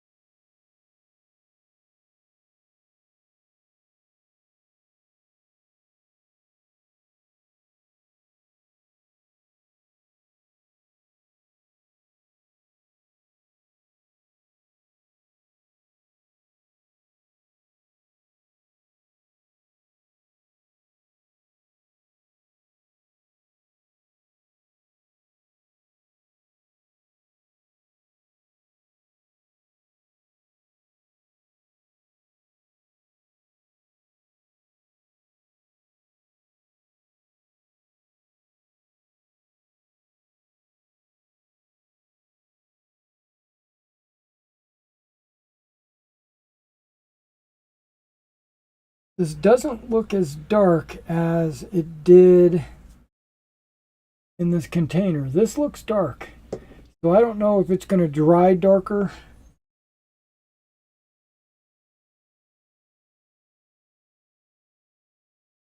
Going to darken up when it dries. Guess we'll see.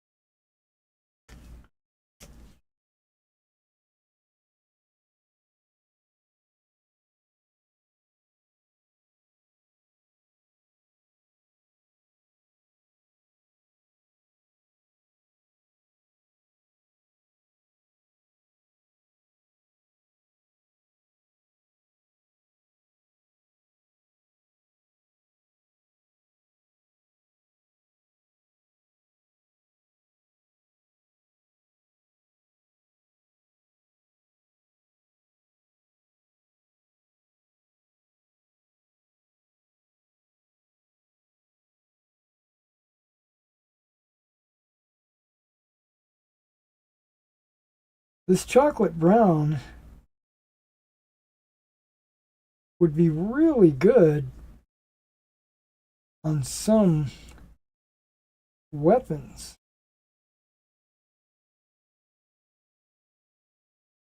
Some rifles. I normally use beige brown because that's what the Plastic Soldier Company recommends.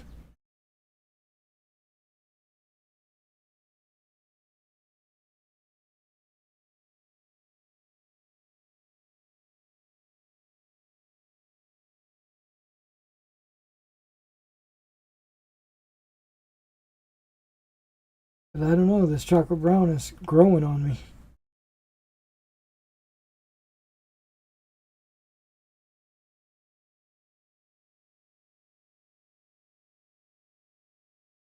Okay, so I was talking about battle scale has not arrived.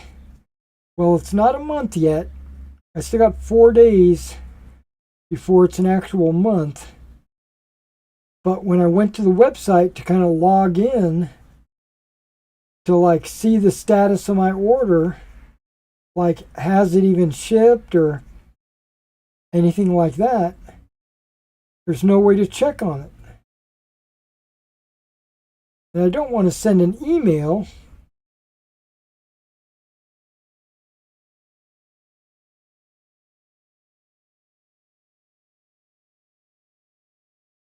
I would prefer to be just going on their website, logging in, which they don't even have a login.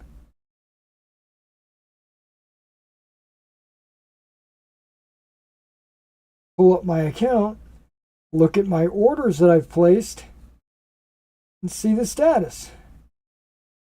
Come on, even the nerdiest nerd website has a way to log in and check your orders, but Battlescale does not.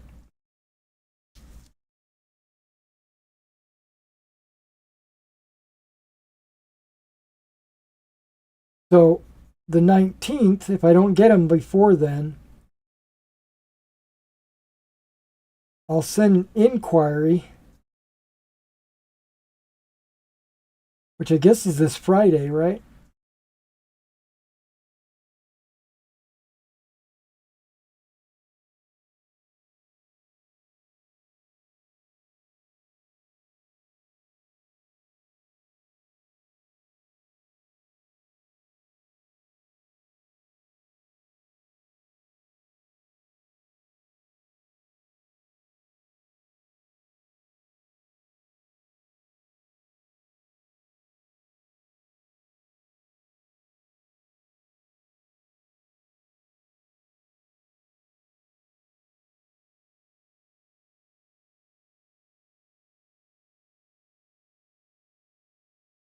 But my point being is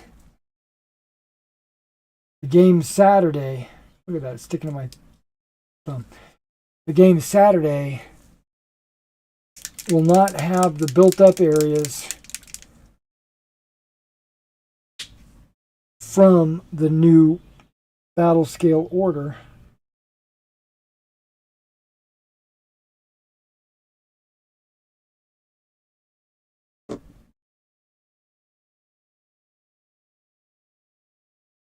I will have some temporary built up areas that I'm going to throw together just for this Saturday.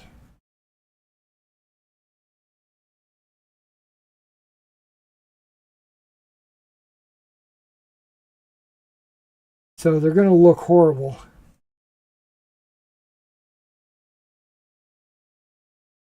That's okay.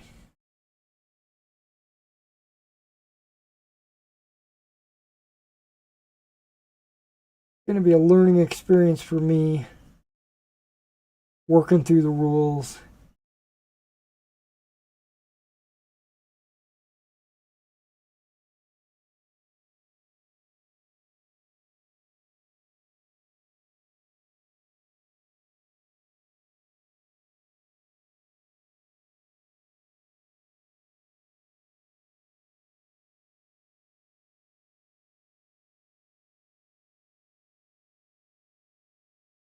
Roads might not be finished.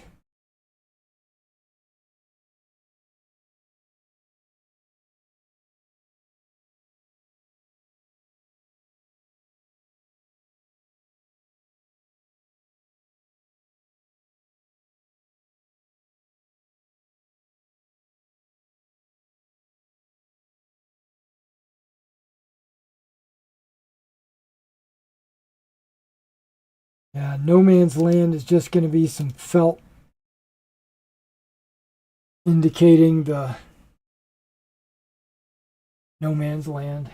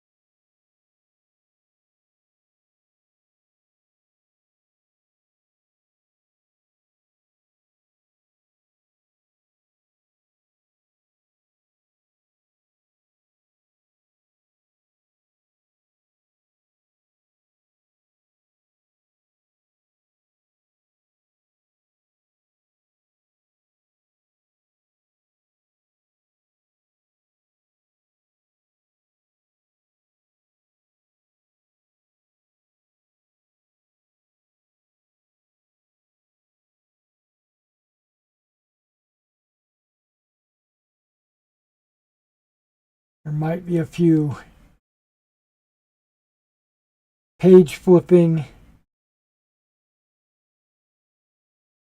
minutes where I've got to double check the rule to make sure we're doing it right.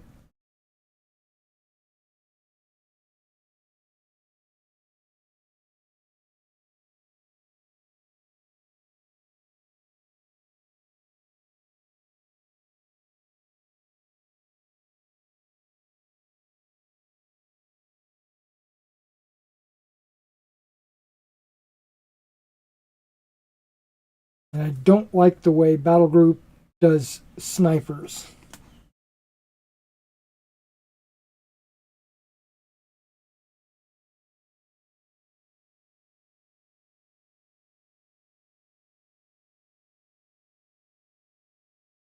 Yeah, snipers,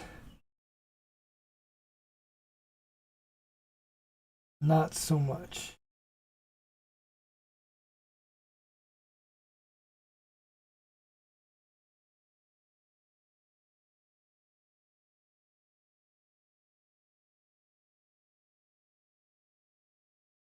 I know that O Group is supposed to be a battalion level game, and a battalion commander is not going to be concerned where a sniper is located.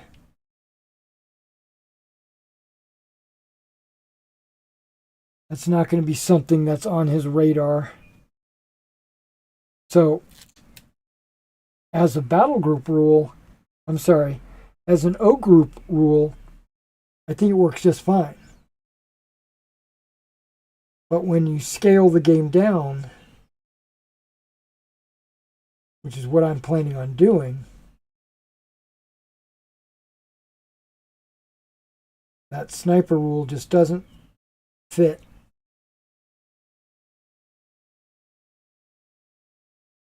And the rule is the sniper, you just place it anywhere on the table. He takes a shot, and then you just pick up the miniature. It's almost like you don't even need a miniature. You could just say, I'm firing a sniper shot at this unit. Roll it, resolve it, it's done. I don't like that. I want my sniper to be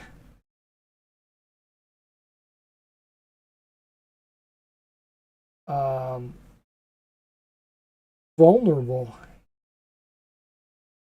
I want him to be identified, like, hey, there's a sniper over there. Let's avoid him. Or let's go after him.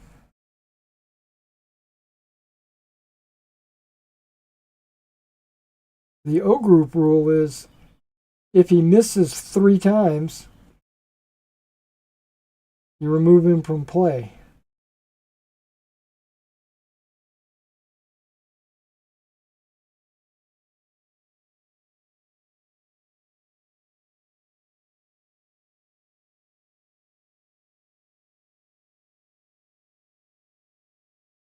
It's a very easy way to keep track of snipers.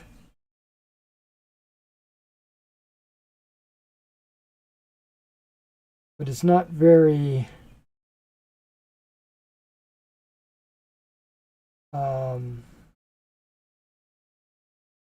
I don't foresee it being fun.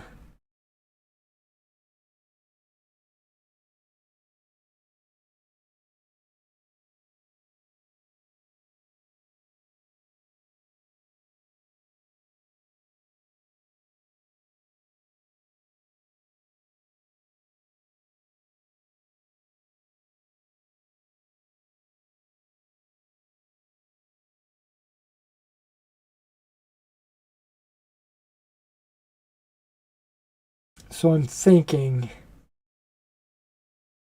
how I'm going to change the sniper optional rule. How I'm going to implement it, I should say. I am going to change it, but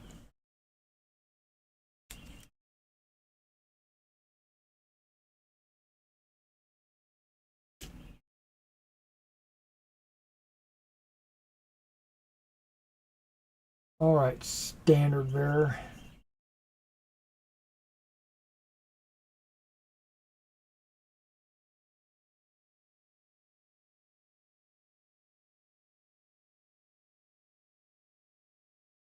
I wonder if their blankets are green as well. I'm gonna have to look that up. Oh, no, no, that's not even a blanket. That's a bear skin. Or sheepskin.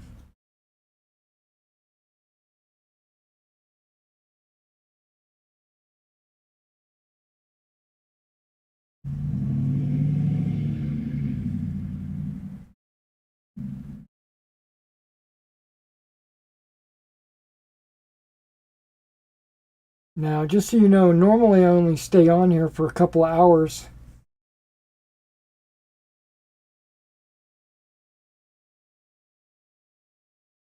Because I usually get like really hungry around 11 or 12.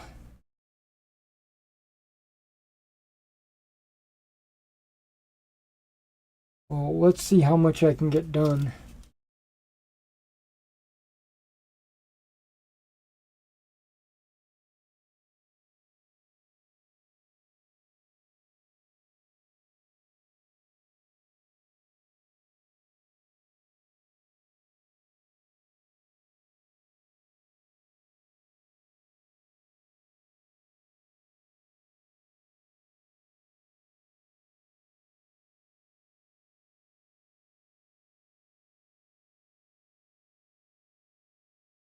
I'm just short.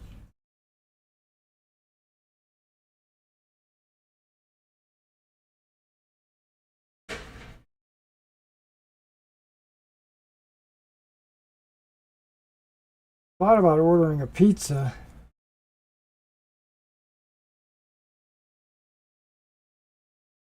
The problem with ordering a pizza, you can't just order one.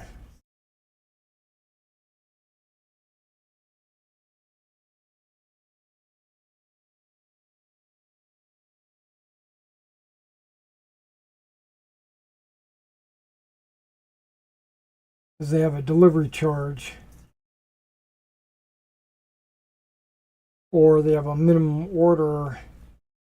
And okay, I made it. And one pizza just doesn't meet that minimum. So I guess I won't be ordering a pizza. I'm not ordering two.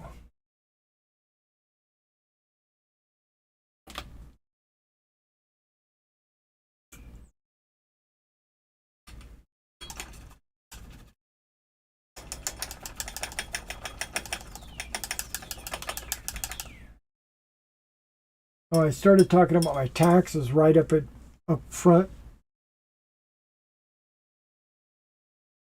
And I was telling you that I'm self-employed and I don't get a W-2. I get some others. I get 1099s and stuff like that. But my wife gets like 4 W-2s. And because she thinks that, how do I say this?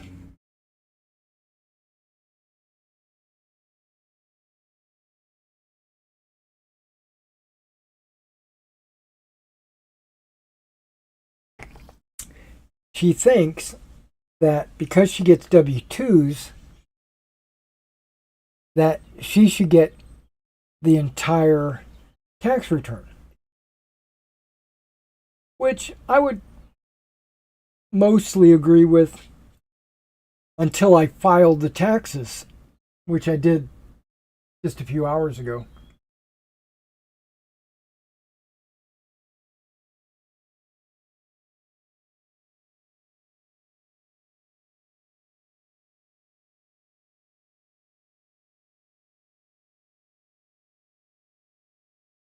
So when I filed the taxes, I noticed that we were both um, how do I say this?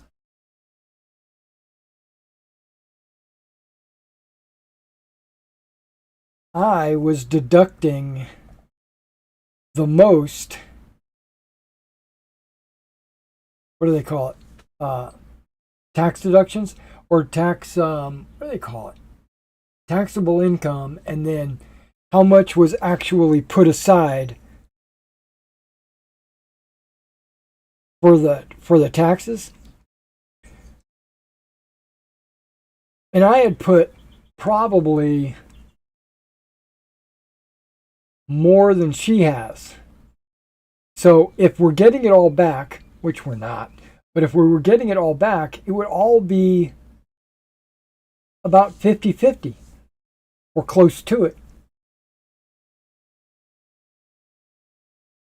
She makes a lot of money, don't get me wrong. She makes a ton of money, but she doesn't put anything into the taxes. And because she thinks she makes more than me, which she does, that she should get the most of the return, which I don't agree with.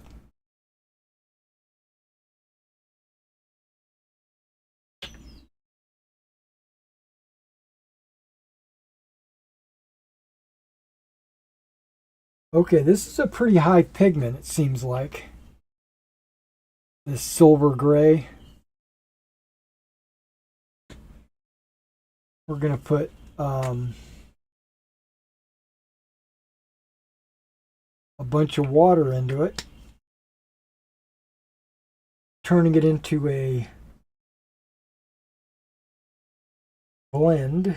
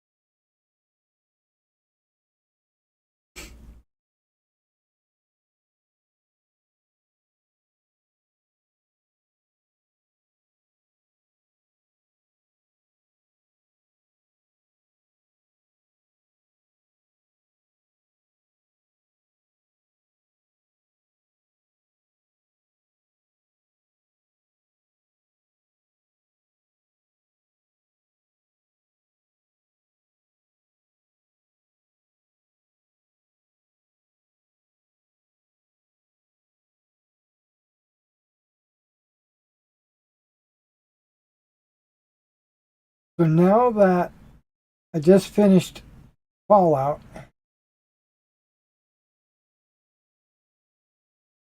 I wonder what my next TV show is going to be.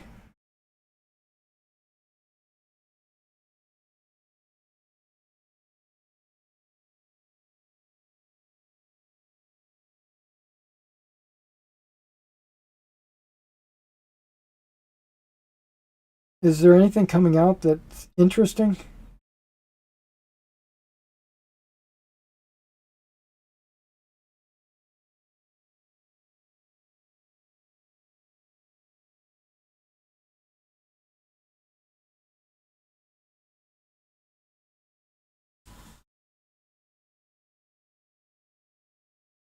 Okay, that's silver gray on top of light gray.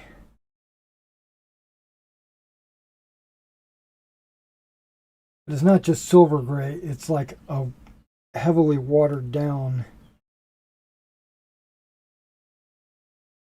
silver gray.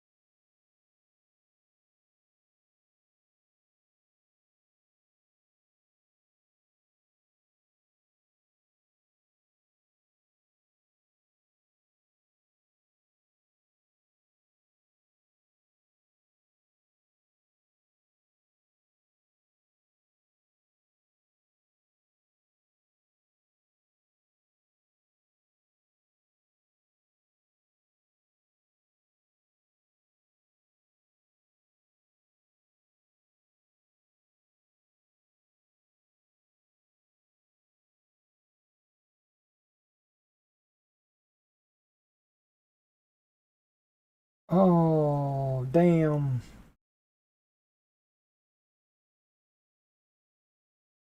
Luckily that didn't hit anything. It just hit the Cuirass.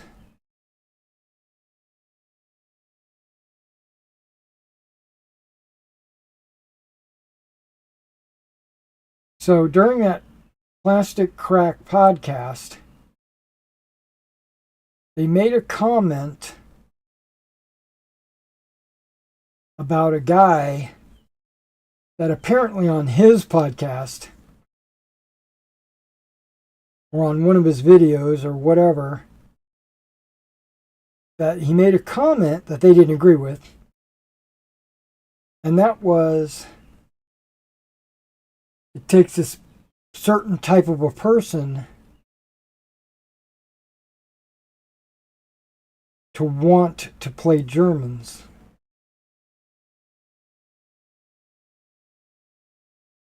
And they were saying it negatively.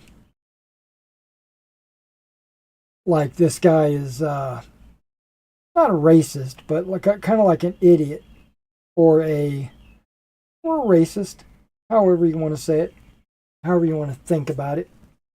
And when they were saying it, I was thinking to myself, I wonder if they're talking about me.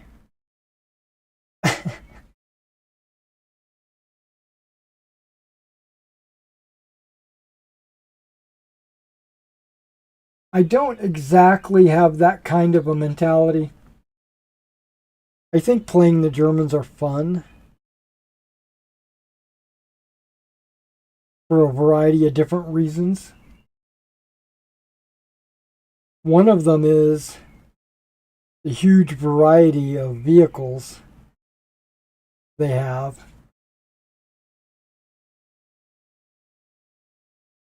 You know, they just have a je ne sais quoi.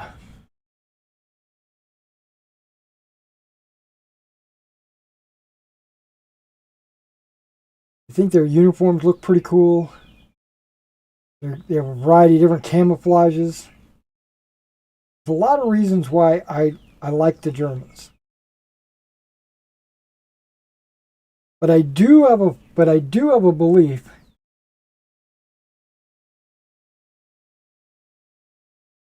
and I say this about Napoleonic players as well.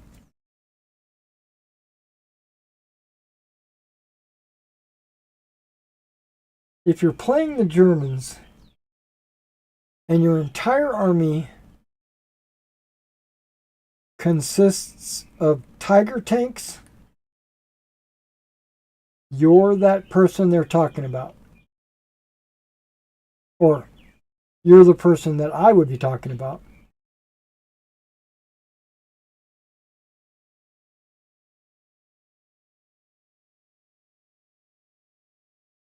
Or if you play Napoleonics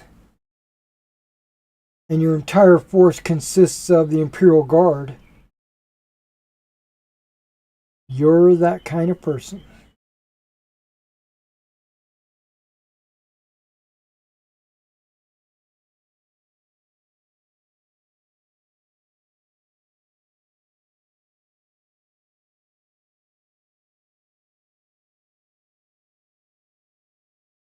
Now, if one of your units is the Imperial Guard, that's fine. I don't think there's enough white or enough water in this. I don't think I blended it very well. I think I just painted it.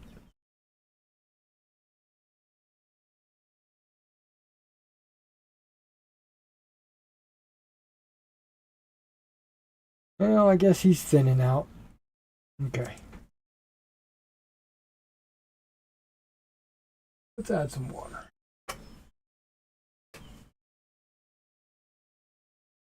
I knew it was a high pigment.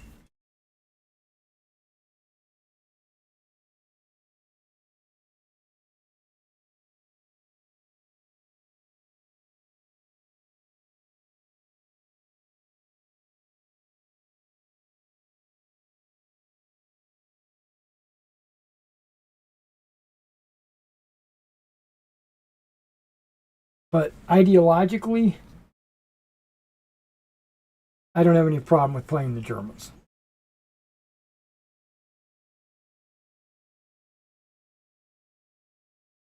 Somebody's got to play them.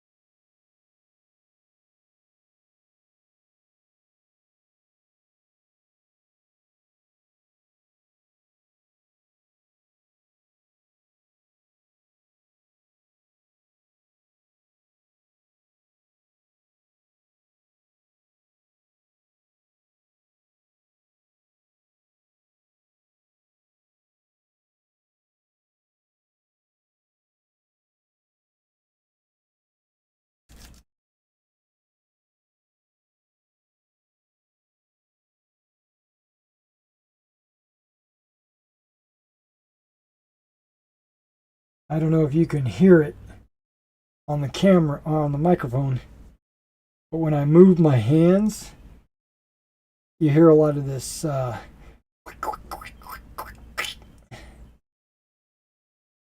because it's sticking to this gray primer.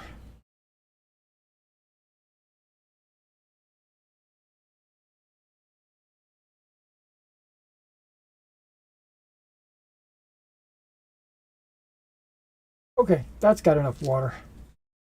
I'm starting to see that thin out.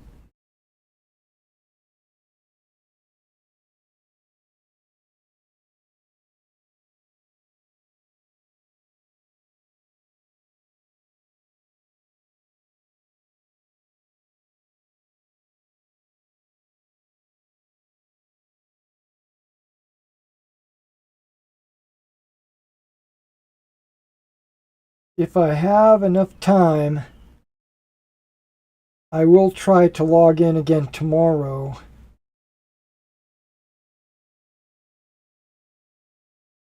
and continue working on this commission.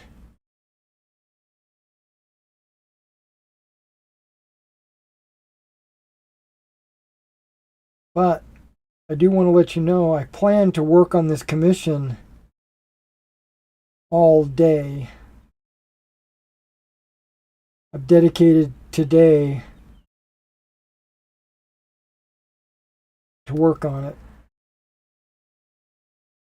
But if I'm not finished, which I doubt if I will be, but if I'm not finished and I've got enough time, I'll turn the camera on again tomorrow.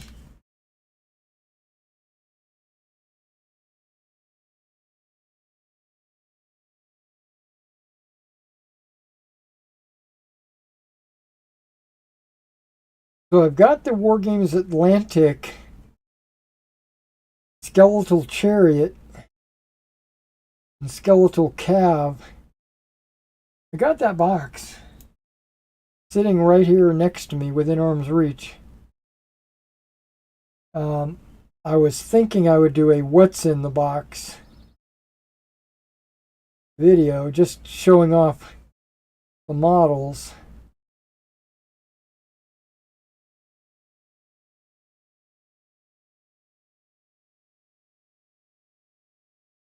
Before I put it for sale on my store.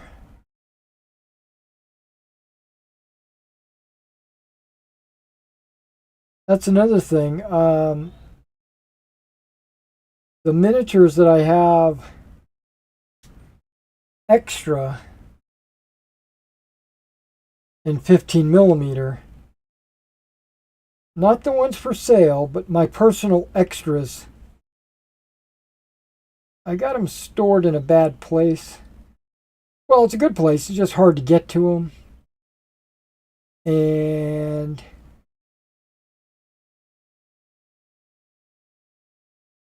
I kind of want to put them in a place where I can access them pretty easily. Okay, that's going to need a second coat.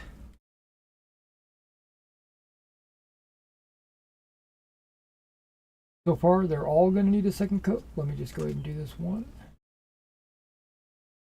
Which is good. You want that. You don't want it covered in the one coat.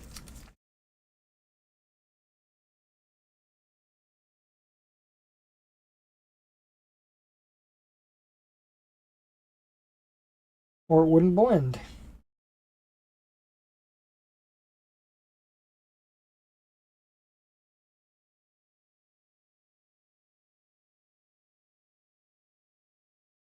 Ever since I started blending my horses,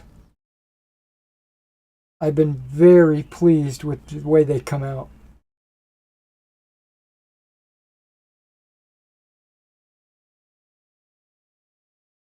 This horse seems very muscular.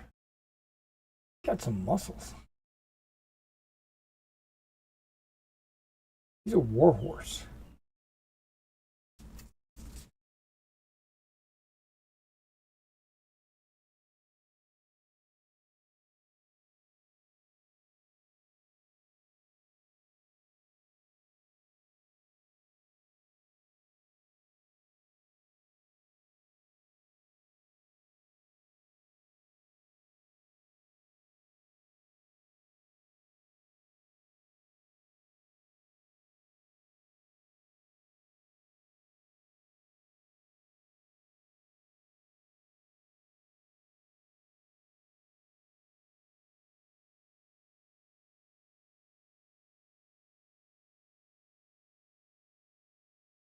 And that horse is going to have to get a second coat as well.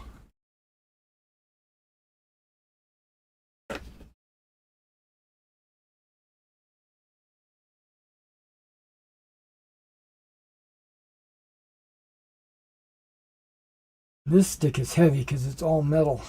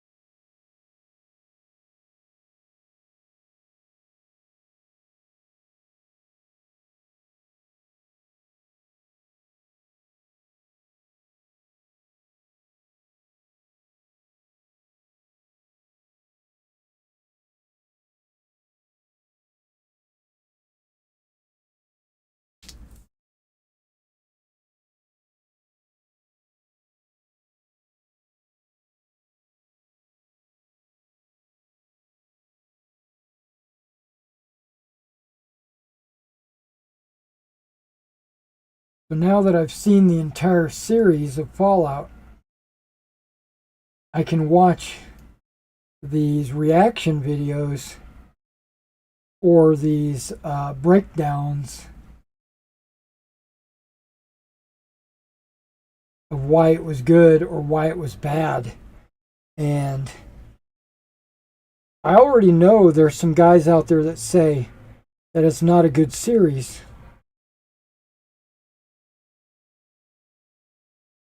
And I tell those guys just to shut the fuck up. You're a fanboy and you're critiquing your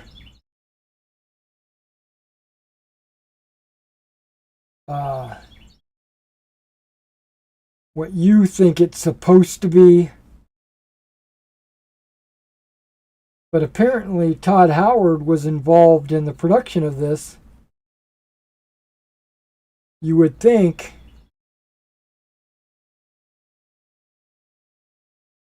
he would know.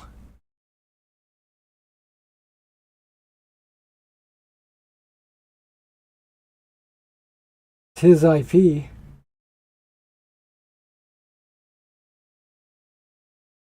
So that's what I do. I just say, shut up.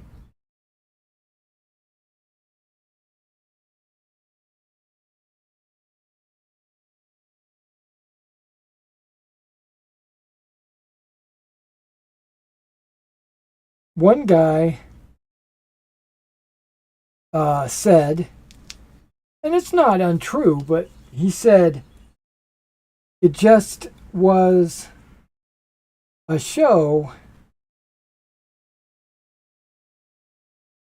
pointing out all the cool things that are in the Fallout world. Right?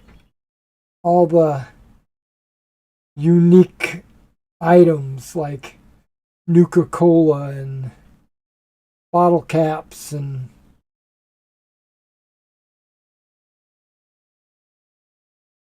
the T-60 armor. And so it was a show just showing off all the cool things, like a nostalgia trip, saying, remember what it was like to play Fallout?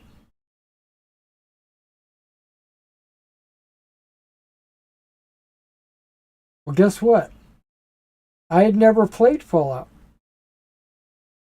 and I didn't feel that. But I guess because you had played Fallout, that's the impression you took away from it. Which is an honest impression, is an honest feeling. But it's not right. It's an unusual world, right? Everything is a little different than what you would think. First of all, it's post-apocalyptic. There's mutants and jazz and stuff. Crazy creatures. And if the video or the TV series talks about them or shows them, they're doing what they're supposed to be doing. They're not clamoring or catering to you fanboys. They're showing us audience what's wrong in Fallout, or, the world. And just because you played the game doesn't mean you have a license to say that it's no good. I think they're doing it smartly. You learn about the world, or at least I did. I now know the Brotherhood. I know what they say, a collective, and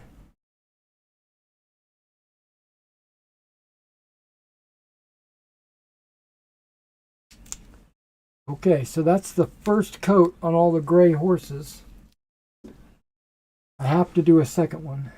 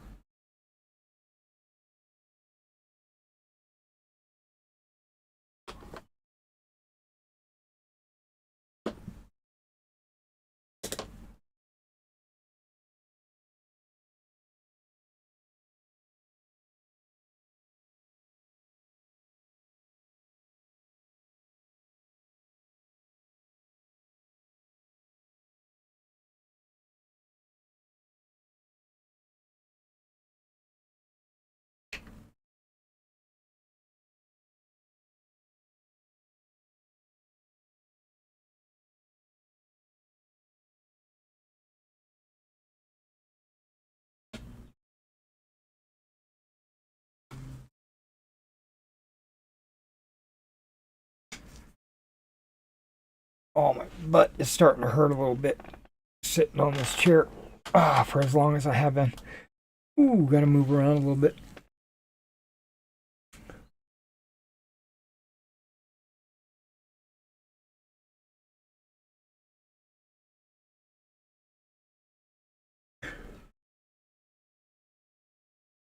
Okay.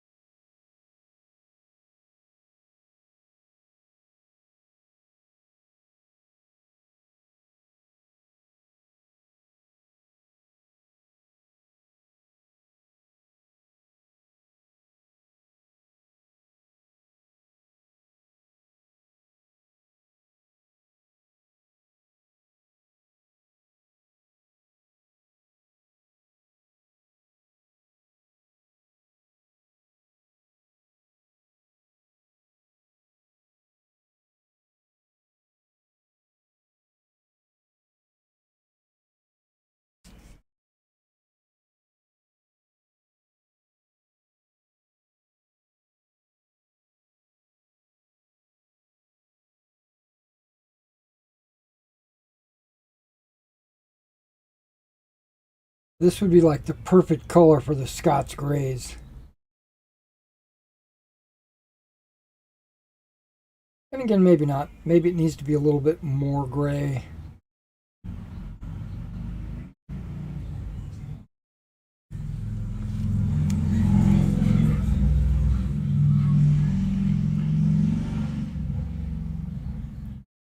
The Scots Greys are all polka dotted, aren't they? Like darker gray with light gray polka dots.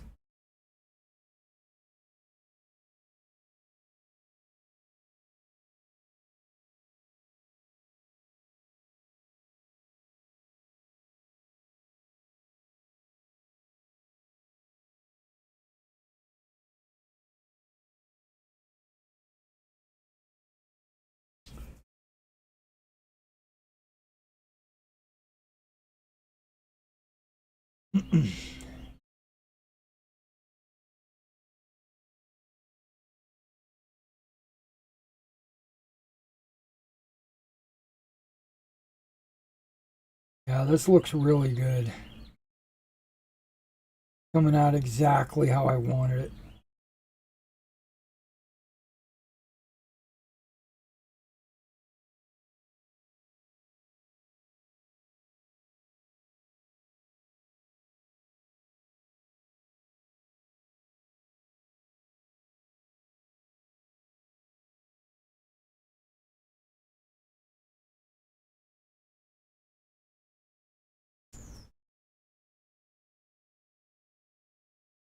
Yeah, those guys are looking good.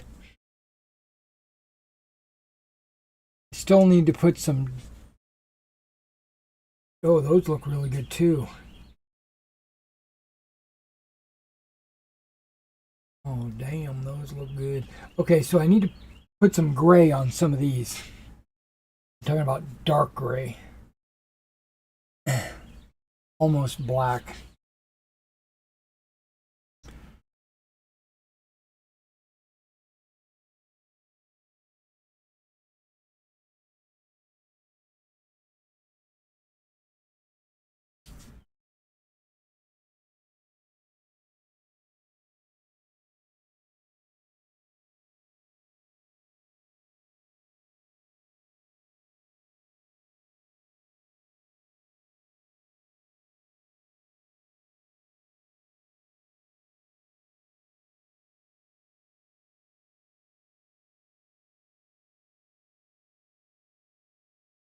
When I wash this horse, I bet you the muscles will all just pop out.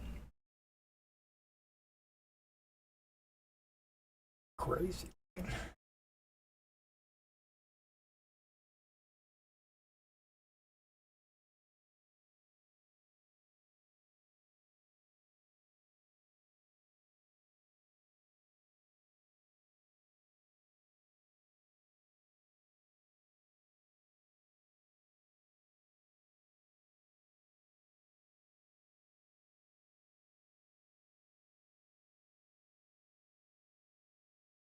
Okay.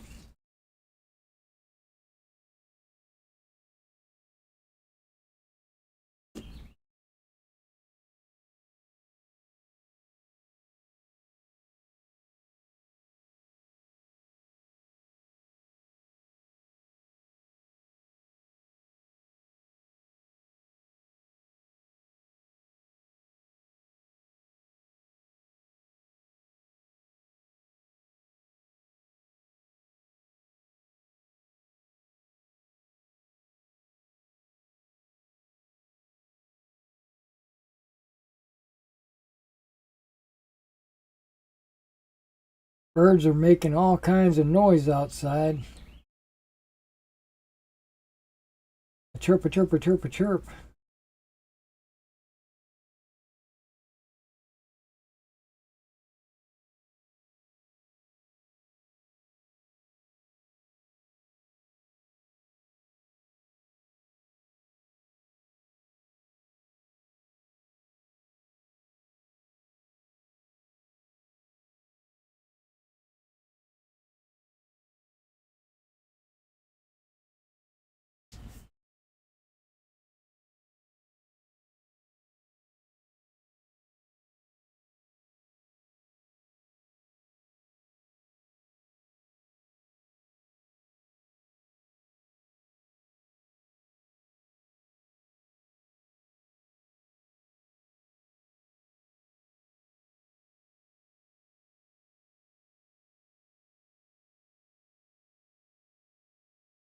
That guy's obviously a male horse. Got his thing hanging out. His doodad.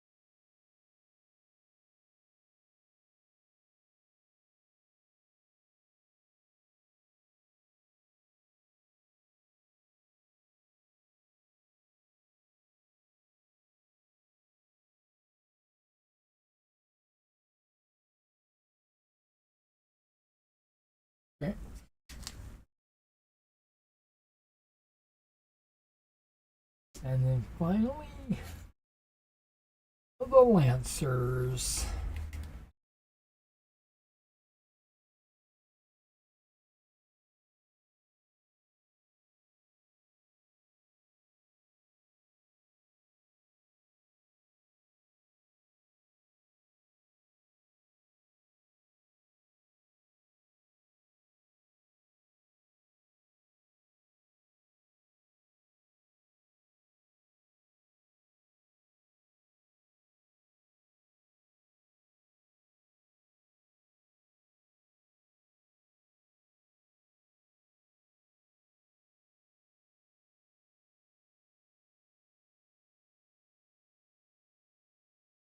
So I've been thinking about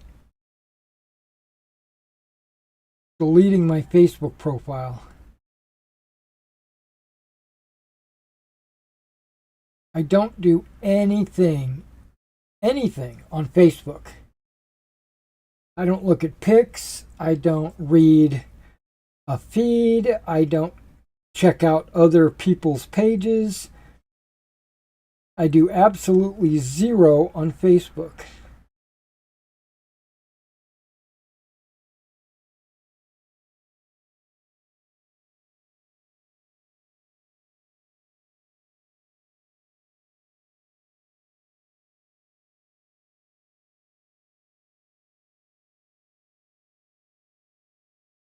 I heard they have a marketplace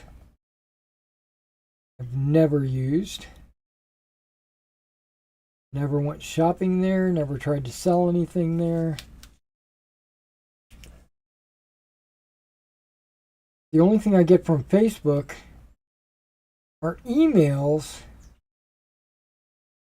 telling me that a friend of mine posted a new picture, or, you know, traveled to a spot in the world.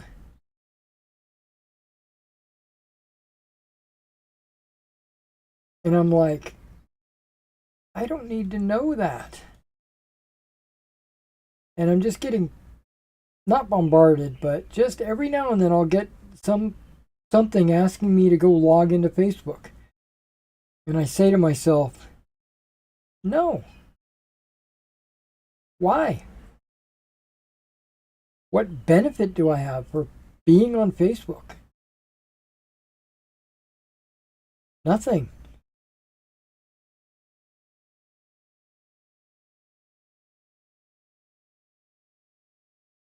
Everybody's on Instagram or X or Truth or something like that. Now, I have an X profile, Twitter,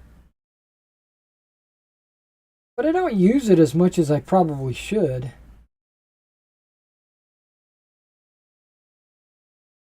I try to post pics and stuff when I get around to it or when I think about it. Okay, that is the silver gray finished. Let me take this silver gray paint and put it away.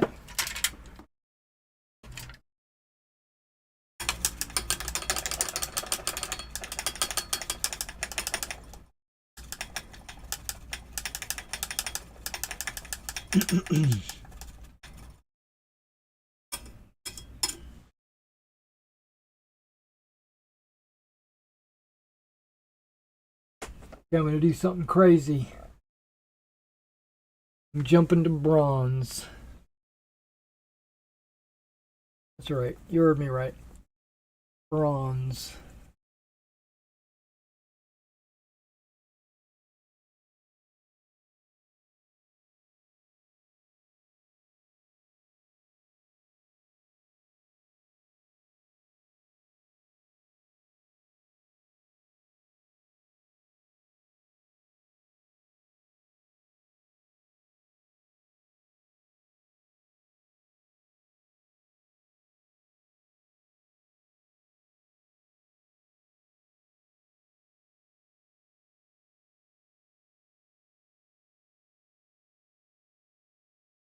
I don't want to pop the lid off by accident.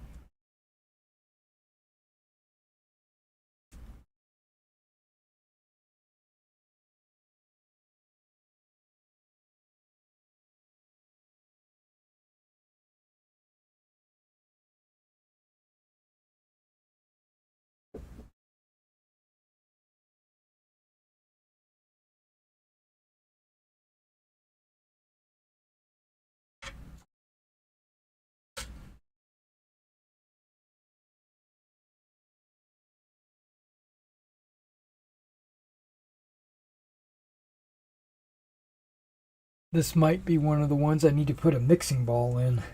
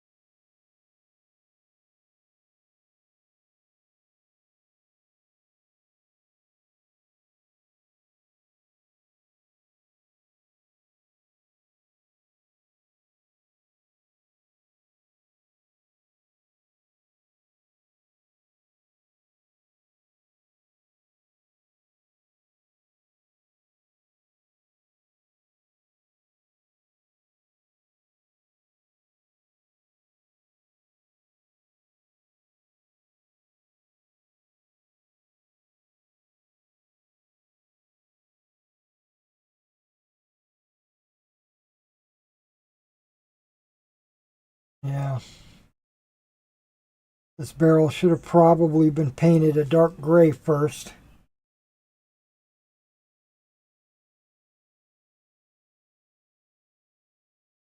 But it's okay.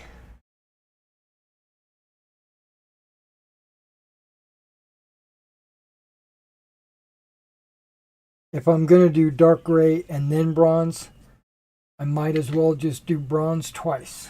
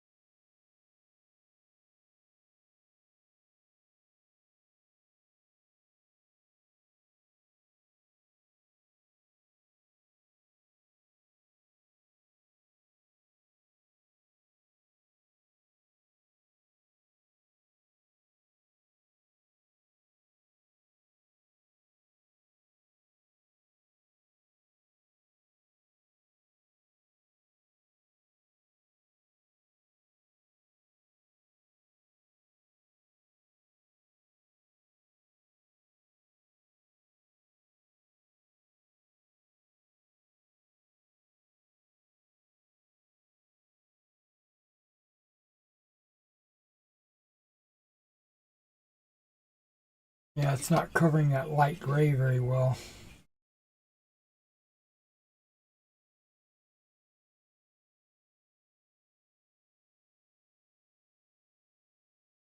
And just remember, whenever you do metallics, you want it to go on top of dark brown or black or dark gray.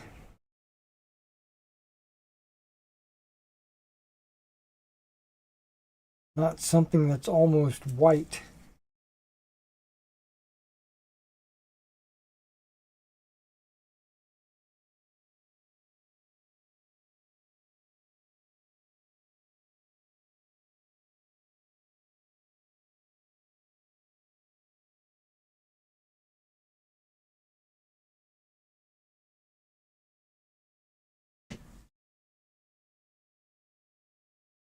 So this is just the first coat.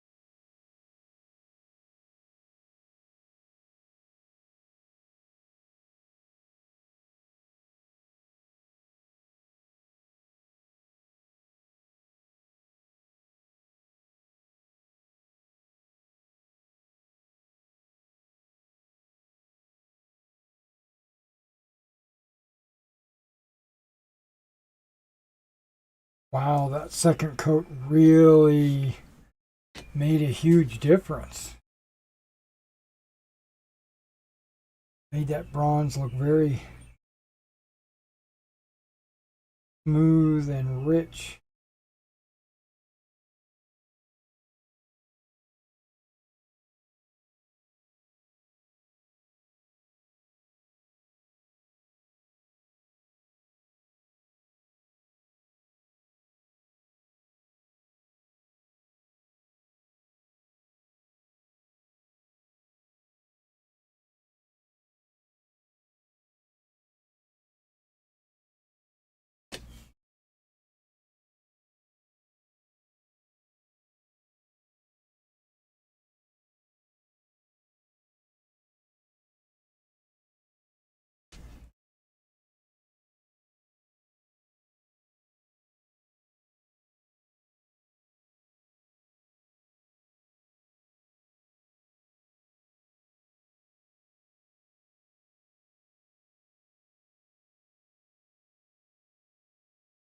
Yep, that made a difference.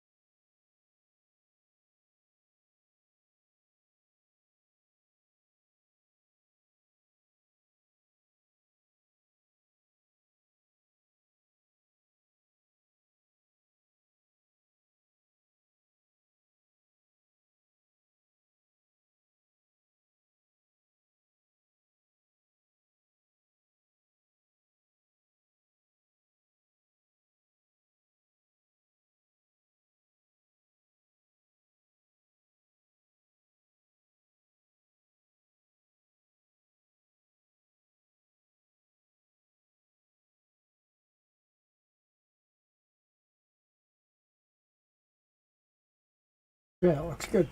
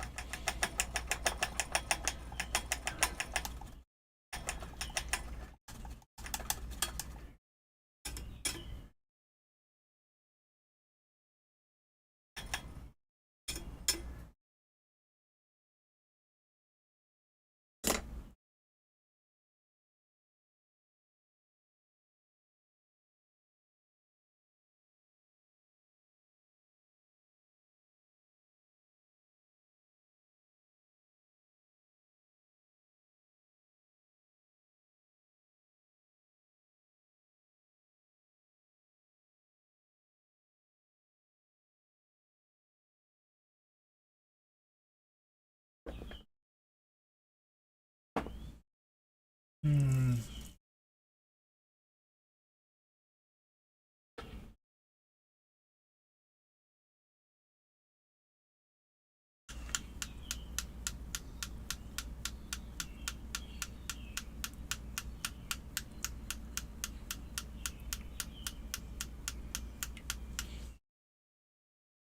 Nope, I don't think I'm going to do that.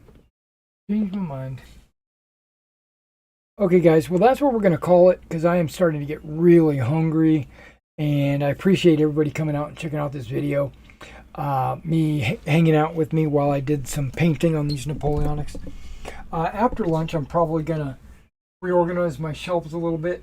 But then I'm going to come back and I'm going to paint some more of these. And then if I got time tomorrow, I'll be back with more painting. Hopefully, I can get them done this week so I can get them off to my customer. All right, guys, I'll catch you in the next.